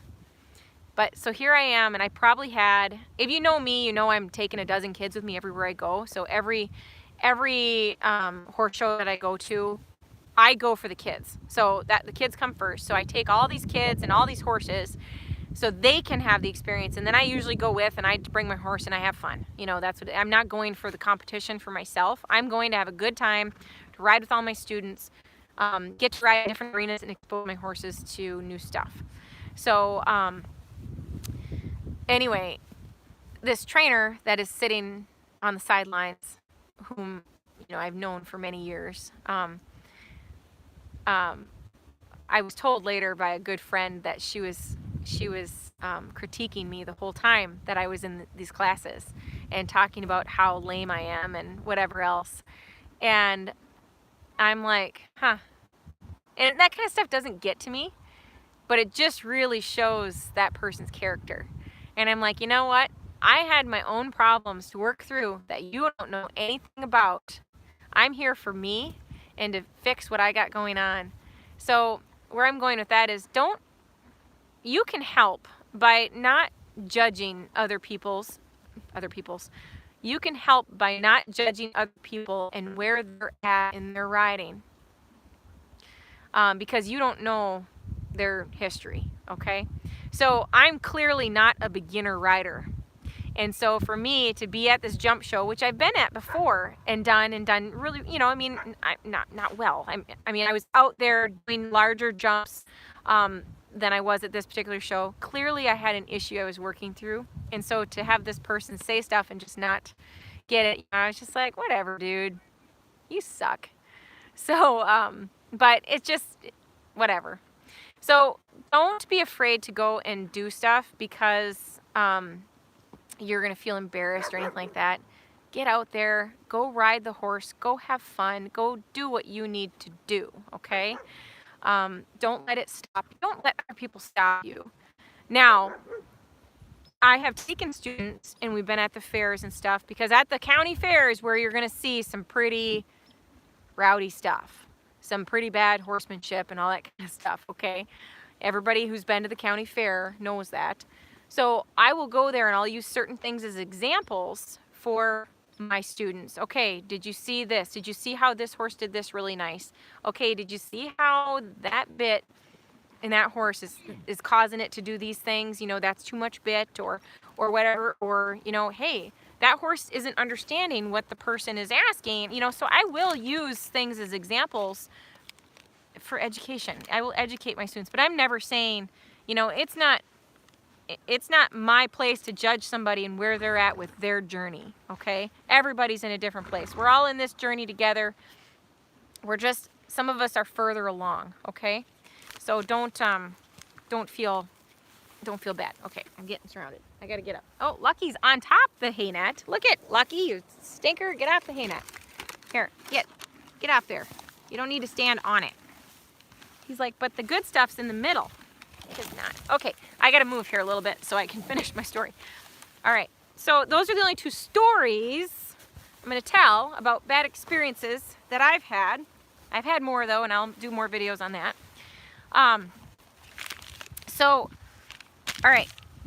So going back to helping. So some people tell me that I'm good at helping people gain confidence. And no, you're not allowed to chew on me. You can be here, but you can't eat me. And so I guess, and that's cool. That's awesome. I'm really glad. So if, you know, they're telling me, this was recommended by a couple of my clients who've worked with me, that I do this video. You need to go. I'm telling Nocona to back off. So anyway, I've been told that I've been helpful with people gaining confidence. So I thought this video would be a good one to do. So here's how I deal with confidence issues, okay? So I want you guys to understand that knowledge is power, all right? The more you know, the less likely you are to be scared or feel like, you know, you can't do something. So just continue learning and find the right people to learn from, because there's so many people that have no business teaching anybody. I have so many people that come to my barn and they're like, oh, I love horses so much, but when I was a kid, my sister's friend let us ride her horses and she took off across the field and I fell off and I got hurt and I was so scared. And those stories just break my heart, because it doesn't have to be that way. And people don't really think. And that friend maybe have been trying to just show you a good time and genuinely was trying to help, but she caused a lifelong issue. So I find that the more you learn, the less something will bother you, okay? So Ona, like I said, I've got some stories to tell you about her, but she's been an excellent horse for me to own. Man, that horse came to me for a reason. I've learned so much from her. And so is somebody out there looking for people with trainers? I saw that question. Did I see that right? People are out there looking for trainers in your area. Here's what I would recommend. If you're looking for a trainer in your area, go to somebody that I recommend people to work with, is Buck Brannaman. And he does clinics all over the place. He goes to Australia, he goes everywhere. And but go to his website and look at his clinic schedule and see if there's a clinic that's near you. And it'll show a name and phone number or email address to the person that's hosting that clinic. And give that host a call or email them and say, hey, I really want to get involved in this style of horsemanship. Can you help me find an instructor or trainer in the area? And that's a great way to get involved with a knowledgeable person who can help you through some things, okay? And hey, feel free to email me. I'm eventually going to get to the point where I'm taking videos and actually giving lessons on my channel through videos, through the membership option. So I hope that, Kevin, yes, I've seen a lot of Tommy Turvey. I've seen him in person many times. So anyway, sorry. So moving on though, as far as like confidence issues, you gotta have, if you have confidence issues, you've gotta, for one, have somebody that you can work with to help you, whether it be online, on YouTube, I don't know, in a book, something. You got to find somewhere to get quality education. Don't just randomly go watching all these different things. You gotta kind of find something and stick with it for a while. I find that some of my students have gotten very confused in the past because they're maybe involved in my program and then also involved in Pony Club, and they're a beginner rider. And that gets super confusing because my program is extremely different from Pony Club. I'm not saying anything bad against Pony Club, but I just do a lot of things different. Pony Club has a lot of rules that I don't necessarily adhere to, and it's just different. So find a program that you can get involved in and spend the money and just do it, okay? There's a saying, and I'm going to say this all the time, you don't need a $35,000 horse. You need a $1,000 horse and $34,000 in lessons.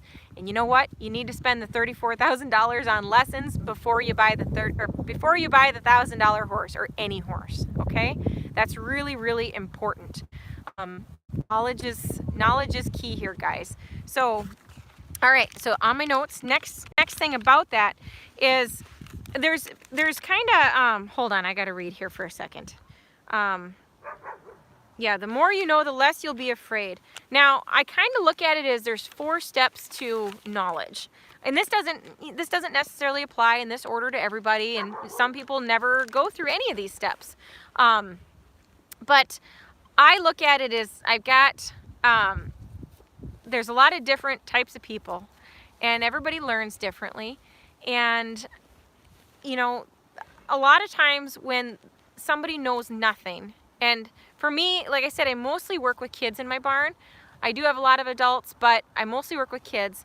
And when they come in, they know nothing. And at least that's what I prefer. I like to work with a clean slate. I love when I can work with somebody who has not worked with anyone before. See you later, Violet. Thanks for joining.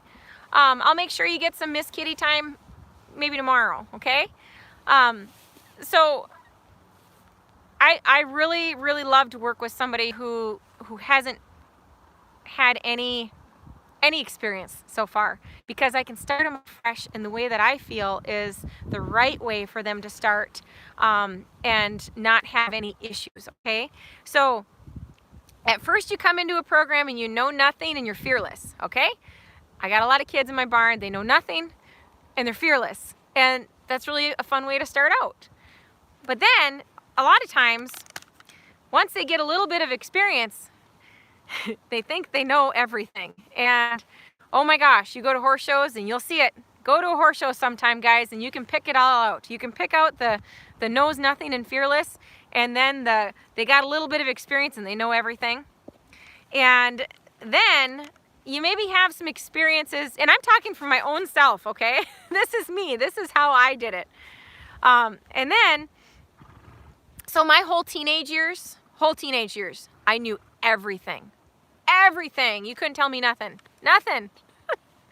I didn't have a riding instructor. I had my mom, and my mom is very knowledgeable. But of course, kids don't think their parents know anything, so I didn't think my mom knew anything. And yeah, I had 3 riding lessons my entire childhood. And they were all, when I was 10 years old, I wanted to ride English. So I took 3 English lessons so I could start showing English. That's the only lessons I ever had. But, and then you start to realize that, like, oh my gosh, I know nothing. I know absolutely nothing. So this is me in my 20s, okay? Suddenly I'm like, the world had been opened up to me. Actually, you know when it was, really? My first Lee Smith clinic. I went to a Lee Smith clinic when I was in my 20s, and oh my gosh, that woman opened my eyes to so many things. And there was things that I didn't know existed with horses, and so many things that I found out that I was either doing, I could have been doing better right away. And so that was the moment where I really started to learn. I needed to know everything, okay? So, and I remember at a buck clinic too once, so it was the first time,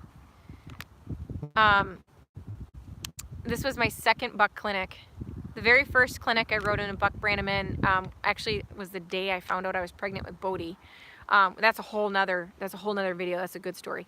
But So yeah, oh yes, as far as like, please don't go buy $35,000 horses. You don't need $35,000 horses, and you don't, you know, no, or $1,000 horses. Don't take all those numbers literally, okay? So, and I'm not saying that, okay, once you hit $34,000 in lessons, you can buy a horse. Don't do that. No, that's just, I'm just saying, okay? When your trainer says it's time, that's when it's time. But anyway, so I'm at my second time riding with Buck Brannaman, and it was the very first time I'd ever left my kids. And I went alone. I went totally alone to this clinic and was out without my kids for the very first time ever. And I rode a Buck, and I had a really hard time at that clinic, man. Because I felt like I don't know anything. I know absolutely nothing. Why do I even do this? I couldn't get certain things figured out. I felt like everything I was doing was wrong, and it was horrible. I spent the first like 2 days crying in my hotel after the clinic each day. It was awful. It was a 4-day clinic. And the third day, you know, I said to myself, I said, this is ridiculous. I've spent so much money to be here, and I'm feeling like dirt. And okay, I'm gonna go into this with a different outlook today. The third day I approached it with a different outlook, and I said, I'm gonna ask a ton of questions, and I'm just gonna throw everything that I thought I knew out the window, and I'm just gonna ask questions. And so I started asking Buck a ton of questions, and and if you've ever ridden with Buck, you know that like he's got a lot of riders in his clinics. Usually there's like 25 riders. So when he kind of zeroes in on you, it's either really good or really bad. It's either because you're doing something terrible or doing something really good. See you later, Michaela. So Buck says, you know, he said to me, he's like, oh, Brandy, that's looking really good. I see you've been working at that and it's starting to look good. And I was like, oh my gosh, I'm finally getting it. And I just kept asking questions and asking questions. And the fourth day was amazing. I was like, oh my gosh, I've learned so much. Holy cow. How did I possibly come out of here knowing this much more? And then it just makes you realize there's that much more that you don't know. So I'm just going to go over those 4 steps real quick, just to kind of bullet point them for you guys. But the first is knowing nothing and being fearless, okay? The second step is getting some experience, but thinking you know everything. And the third is you suddenly realize you know nothing. And the fourth is you can't stop learning. You want to know everything, and you understand that you'll never know everything, okay? So I'm in stage 4. So I want you to think about like which stage you are in your journey. And I guess this applies to everything. It doesn't matter what you do. Those 4 steps of knowledge apply to everybody. And I just kind of made those up. That's kind of my own way of thinking. Thanks for joining in. Oh my gosh, I forgot your name. France, Maritime France. Thank you for joining, and I'll see you later. Okay, so those are my super simple tips right there. Those 4 tips, okay, 4 stages, is to lower your expectations. Okay, I think a lot of people expect so much of their horse and so much of themselves that they get super overwhelmed, okay? And I think that does nothing but harm everybody, okay? So lower your expectations. Sally really, like I've always known that. I've known that for a long time that I need to lower my expectations, but Sally really is the one that taught me that. Because I'd go in there and I'd say, I'm gonna pet you today. And she'd say, no, you're not. So I needed to change my expectation and say, you know what, today I'll end when I get a good change out of her. And that's how you should approach every single time. Kathy, thank you. I look forward to reading it. Every single time that you work with a horse or a kid or a dog, anything, I want you to go into it and say, I'm just looking for some sort of a positive change. Change was as simple as her looking at me with her ears forward and maybe lick and chew a little bit, or like take a deep breath and lower her head just a smidge, or maybe it's just her eyes soften just a little bit, and then I would quit there. So my expectations were way too high before. So I've learned. So the last thing that I'm going to say, yeah, Eugene, I can't stop talking. I don't know what's going on. But I had a lot to say, and I only made it through 2 of my stories. Gosh, I need to limit this to 1 story each time. Sorry, guys. So now I'm also going to I'm gonna end my whole like talking here with one last thing. I want you to remember the KISS theory, okay, or the KISS method. All right, this is how I remember stuff all the time. Keep it super simple. KISS. Keep it super simple. Always. So always just take it down a notch. Simplify it a little bit more, and your horse will tell you if you've gone too far. Watch their eyes. You just watch their eyes and you will know if you have taken it a notch too far. And here's another good one. I lied. Here's another good one. There's no growth in the comfort zone, and there's no comfort in the growth zone, okay? So you got to kind of push the envelope a little bit for yourself and your horse, but don't go too far. Wait until it's good, and then you stop there, okay? So you can't just keep doing the same thing every single day and never get any better. Like, you're never going to get any better if you keep doing the same thing every day. You got to add a little bit into it, but just do a little bit more, okay? That's kind of my approach. And like I said, Sally's been here for almost 2 years. It's just how it is, you know, that's what she needed. And luckily the gal that owns her knew that going into it, and she is totally fine with it. And Sally's probably going to end up buying her. Because like, I will spend like 2 minutes answering questions. If anybody has a question about anything I just talked about, horses for your viewing pleasure, like, I'll go over by Rosie because she's like out. You guys can see her. So I'll try to look for any comments or questions right now. And those of you who super chatted, thank you so much. We raised $55 today towards creating more content.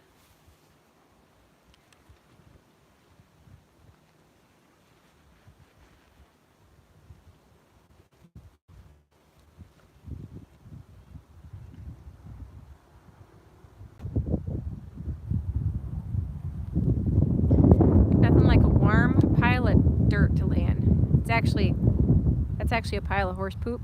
We let it compost for a season before we get rid of it.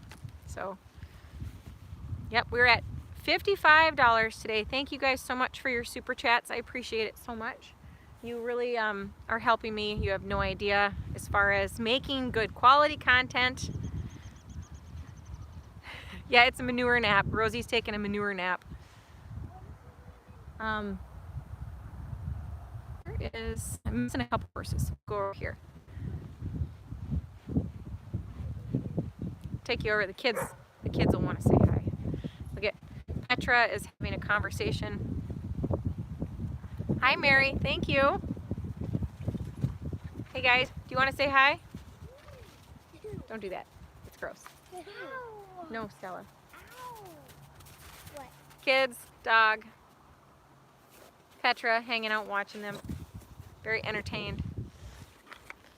We'll go over, so since yesterday Sally had a little bit of problem with the selfie stick, we'll go over and we'll say hi to her. Okay. What can I do to help myself from flinching when I get startled? Well, you know, deep breaths, man. You got to take deep breaths. Try singing. Try singing. Try talking. Even if you're sitting there babbling babbling to yourself, it doesn't matter. Just that will help relax you. And breathing too. And you know, when you breathe, don't like, don't take big. Sometimes that'll scare your horse, but it's a good idea to just relax. Take deep breaths. Yoga is really good for teaching you how to breathe properly. Gosh, yoga has helped me so much with my riding, and I couldn't be more happy with that. So I'm gonna approach Sally backwards, and she's gonna be like, "What are you doing?" So it's okay, Sal. She's like, "Nope, I don't like that thing again today." It's funny how that works. What do I think about coronavirus? I don't know, it sucks. I'm doing the Corona Chronicle here. So like, it's okay, Sally. Oh, bless her heart. She's like, nope, not doing it. So I'm just gonna keep following her around. I'll keep going here.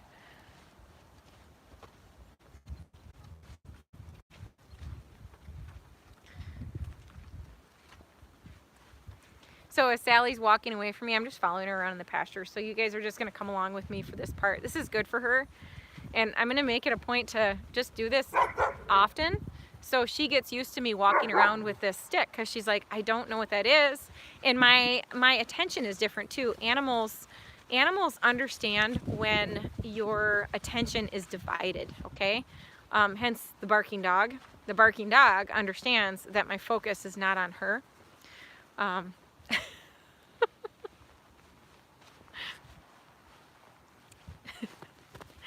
I'm reading the comments. You guys are so funny. Okay, here we go.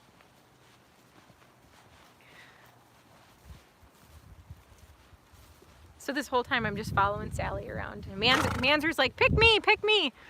Sorry, dude. What's my favorite animal? Horses, of course. Horses, of course, and mules, oh my. Mules, oh my. Tracy, are you talking, like, do I find them therapeutic? I don't know, it's kind of fun. I don't know.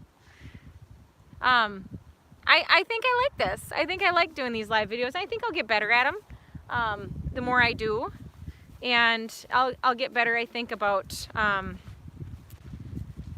like, when I have topics and stuff, I think it'll make it easier. Hi. Miss Sally. This is so good. So this is Sally reverting back to how it was before for her. So like, Tammy, you're funny. You're funny. So this whole like, the comfort zone thing, okay, that I'm doing with Sally right now. Now you guys are getting into some training stuff with me. So just take me along with, I just fell in a hole. What would be nice is if somebody else had the camera. Tara, I saw that you asked about educational stuff. I have educational stuff for you that I will share. A book that I recommend, it's really, really good. It's called To Catch a Horse by Amy Skinner. I actually have it listed in the link below. So there's a few different books in there that are linked to Amazon. But Amy Skinner's book is good. It's a fairly quick read, but it's a really, really good one. It's awesome. So Sally's like, no. She gets that disgruntled nostril thing going on.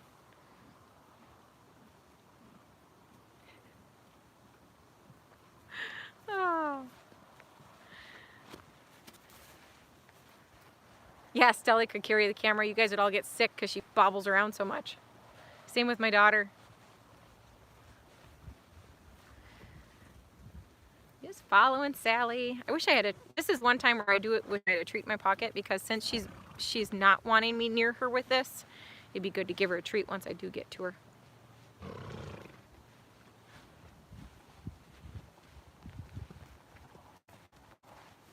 So what I just did here is I stopped as soon as Sally stopped.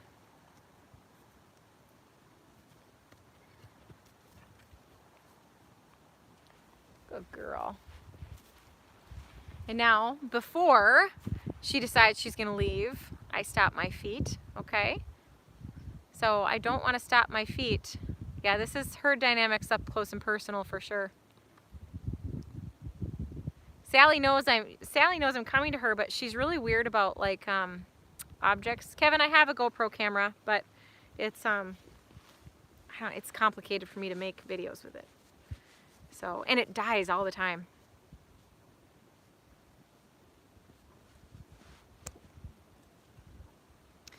All right, so so Sally, like if I didn't have this in my hand right now, and I was 100% my attention on her, she'd stand there way easier than she does when I've got this in my hand. So she's just real interesting like that. Because it's a thing. She's like, what is it? They're so in tune. Mules are so in tune to stuff. So, it's a good girl. And it's just a matter of, like, I've spent hours doing this where I just weave around the pasture. Going here and there.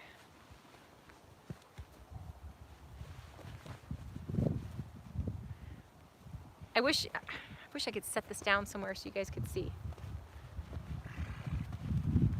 So I'm just gonna keep doing this. Anybody, if you're staying in there, thank you. But I'm just gonna keep doing this until I get up to her and pet her, because that's just what she's telling me that I need to do today.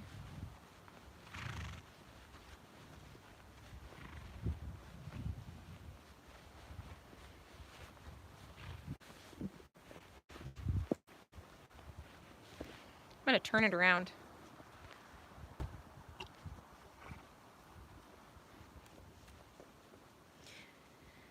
Maybe you can see her instead of Missy, thanks for still being here. Now I can look at Sally better. There, good girl. Good girl.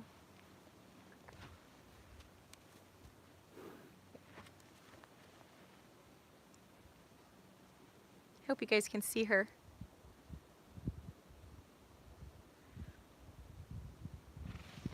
See, and kind of the difference is, the reason she didn't walk off is because I'm holding this selfie stick out with my phone on it, and it's out in front of me. So I'm like walking at her and it's there. And so it's kind of between me and her, but when I hold it down low, change it, it just kind of makes it a little different for her. There. Good girl, Sally.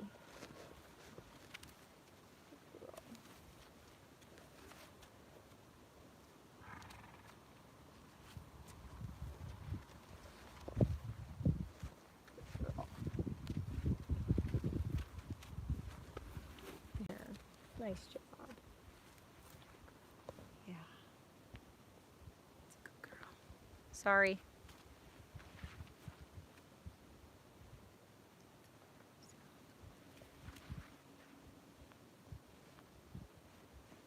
There.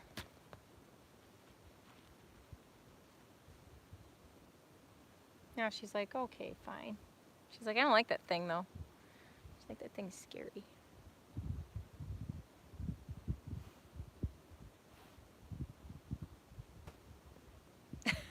She is so pretty. You're right, Missy. So sorry guys, this is kind of boring, but like I said, I'm gonna keep this going until I accomplish what I need to accomplish with this equine. It's important stuff. There.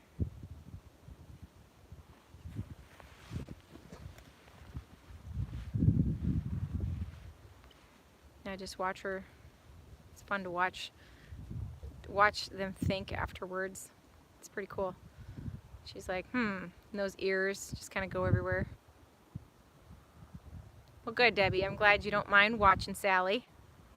She's pretty cool.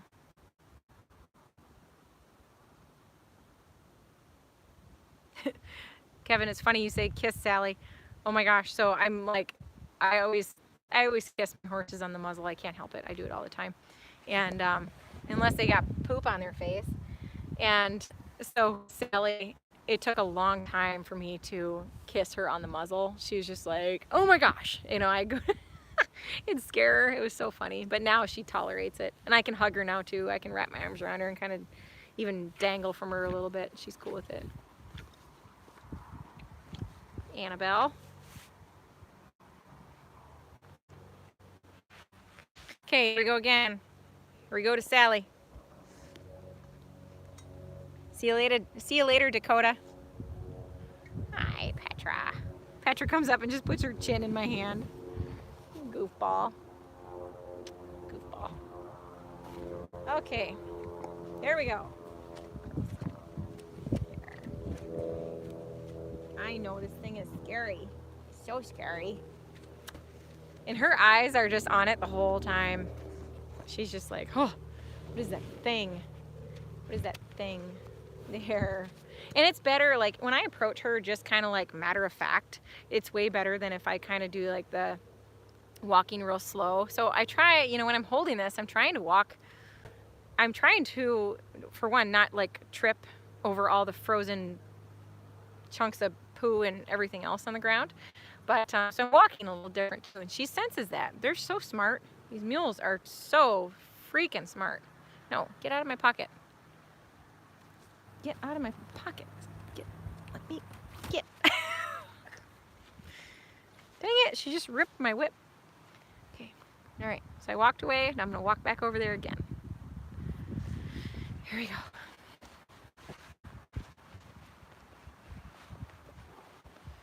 One more time, for good measure.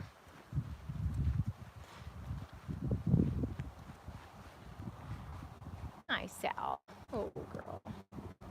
Girl. Here. What a nice job. Good girl. And see, it's all about, like, it's so the way I act when I'm carrying it. I act differently. And she's like, what are you doing? What is that? Don't come by me with it. Girl. There, see? I can kiss her now. It's a big deal. Before she, like, I had to be careful too, because I'm like, okay, is she gonna paw my face off? Because equines will do that. If they're not sure about something, they'll strike. So you gotta be really careful. There. Okay. Would I say there's much difference between a horse and a mule? Yes. Yes. Riding wise, they're super smooth. I haven't ridden Sally yet, but yeah, they're super smooth. So I've had the opportunity to ride mules in Wyoming before, and that was really cool. And so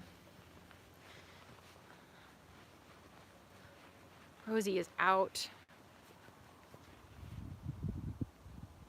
No, she doesn't care about the whip in my back pocket. I kind of always have it. So it's the stick, because or the selfie stick in the camera, because it's like coming right at her, and I'm just acting so different. So, and she's just like, what are you doing? But no, she's not bothered by whips. Horses shouldn't be afraid of whips.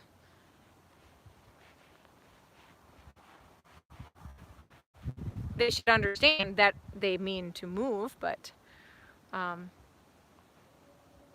Tara, I don't know which story you're talking about, but you'll have to remind me, and then I'll do that in a different video. I'll be here every day. Okay, so you guys, I am going to be doing this every day at the same time, so approximately 3 p.m. Oh, Blossom's dreaming.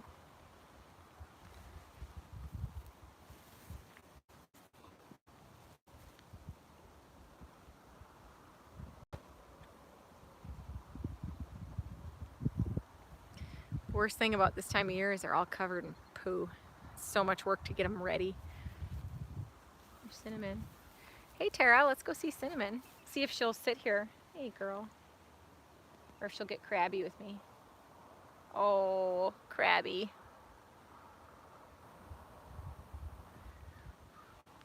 Crabby girl. Cinnamon gets ornery. Tara says, Cinnamon's like a mom that hasn't had her coffee yet. Oh, here goes Blossom's legs. Look at, you see her? Can you guys see her? She's dreaming.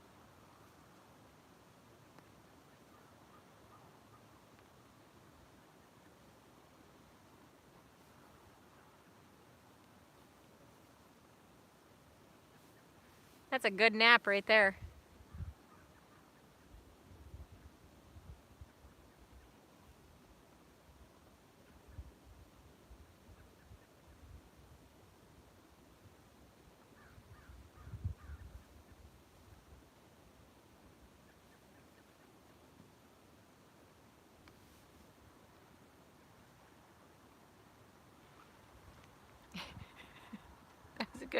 That was a good nap.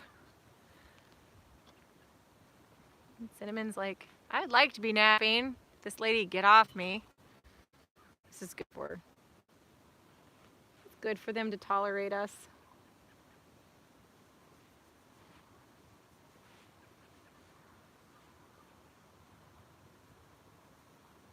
So Tara, if you're still watching, remind me next time that that you're out to ride, which won't be for a while, I'm sure, but I see a little white mark on Cinnamon that I don't recall seeing there before. There might be a saddle that's not fitting her right, so we gotta take a look at that. So if you guys ever notice white spots on your horse's backs that weren't there before, check your saddle fit. It's important. Let's go sit by Blossom. Hey, Blossom. Hey, awesome Miss Blossom. She's so pretty.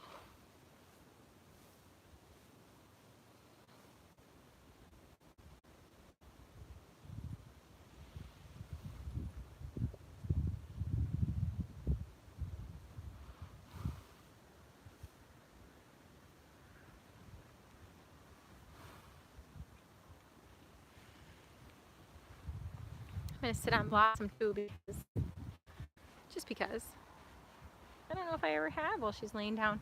And when they're laying down, they're in a very vulnerable position. So it's good to do this, to let them know that you're not gonna hurt them. And Blossom loves to be scratched. She absolutely loves it. And so if I'll sit here and scratch her, she'd be so happy.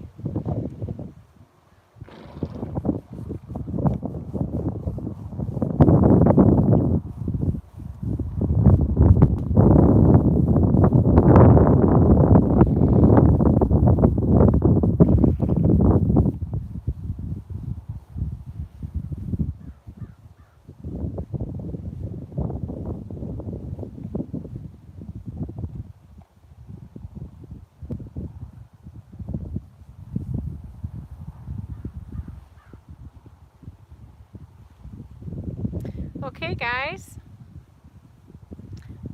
I think I've showed you around. Yep, makes a great bench. So warm. Yes, Kevin, I ride Blossom all the time.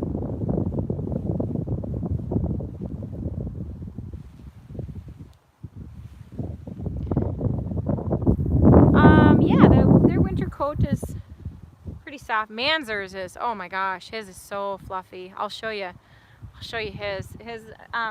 Blossom's got like a longer, shaggier coat, and it's funny because each of the horses have their own kind of coat, and it's pretty cool.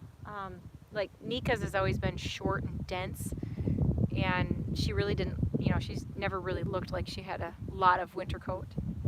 Where Blossom's gets kind of shaggy looking, and but Manzer's, man, he is fuzzy. And Nocona and Petra don't really get like a thick coat. They're definitely well insulated, but it's short. So, hey, buddy. So let's look. He is up to my chin already. He is so tall, but he's like, oh, give me a scratch. Anytime you come over and start scratching him, he's got to kind of do it a little bit too, so to let you know that that's what he wants. He loves it. But yeah, look at how tall he is compared to me now. I'm not gonna be able to see over his butt soon, but this hair is so like lush. I hope you guys can see that. It's so soft, and look at how like thick it is. He is definitely one warm boy.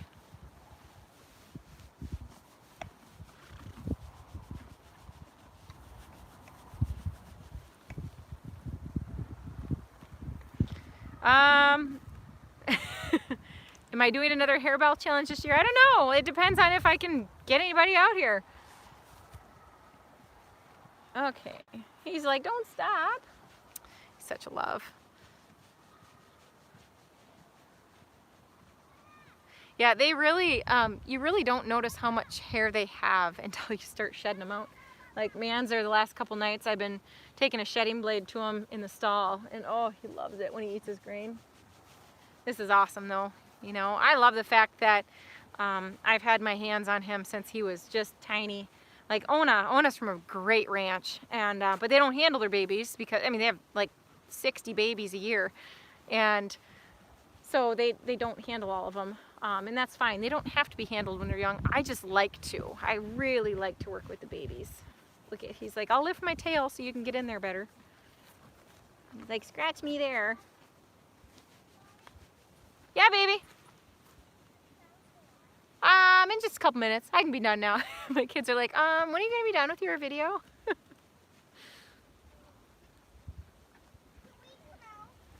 I'm coming out. Okay. Well, I'm coming out. So, okay guys. I hope you enjoyed today's video. If you did,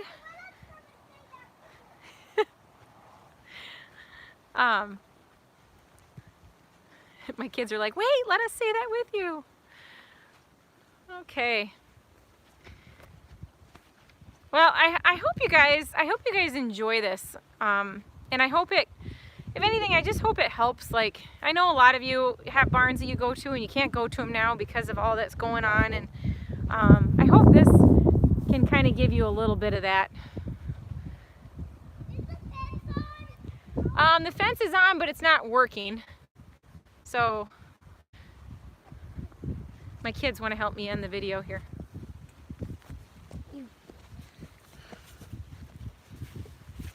And if you know anybody who would enjoy these videos, please be sure to share it with them. There's people that comment on my videos and they're like, I have no idea how I even got here, and I've never had a horse, nor will I ever have a horse, but I love your channel. And I'm like, that's so cool.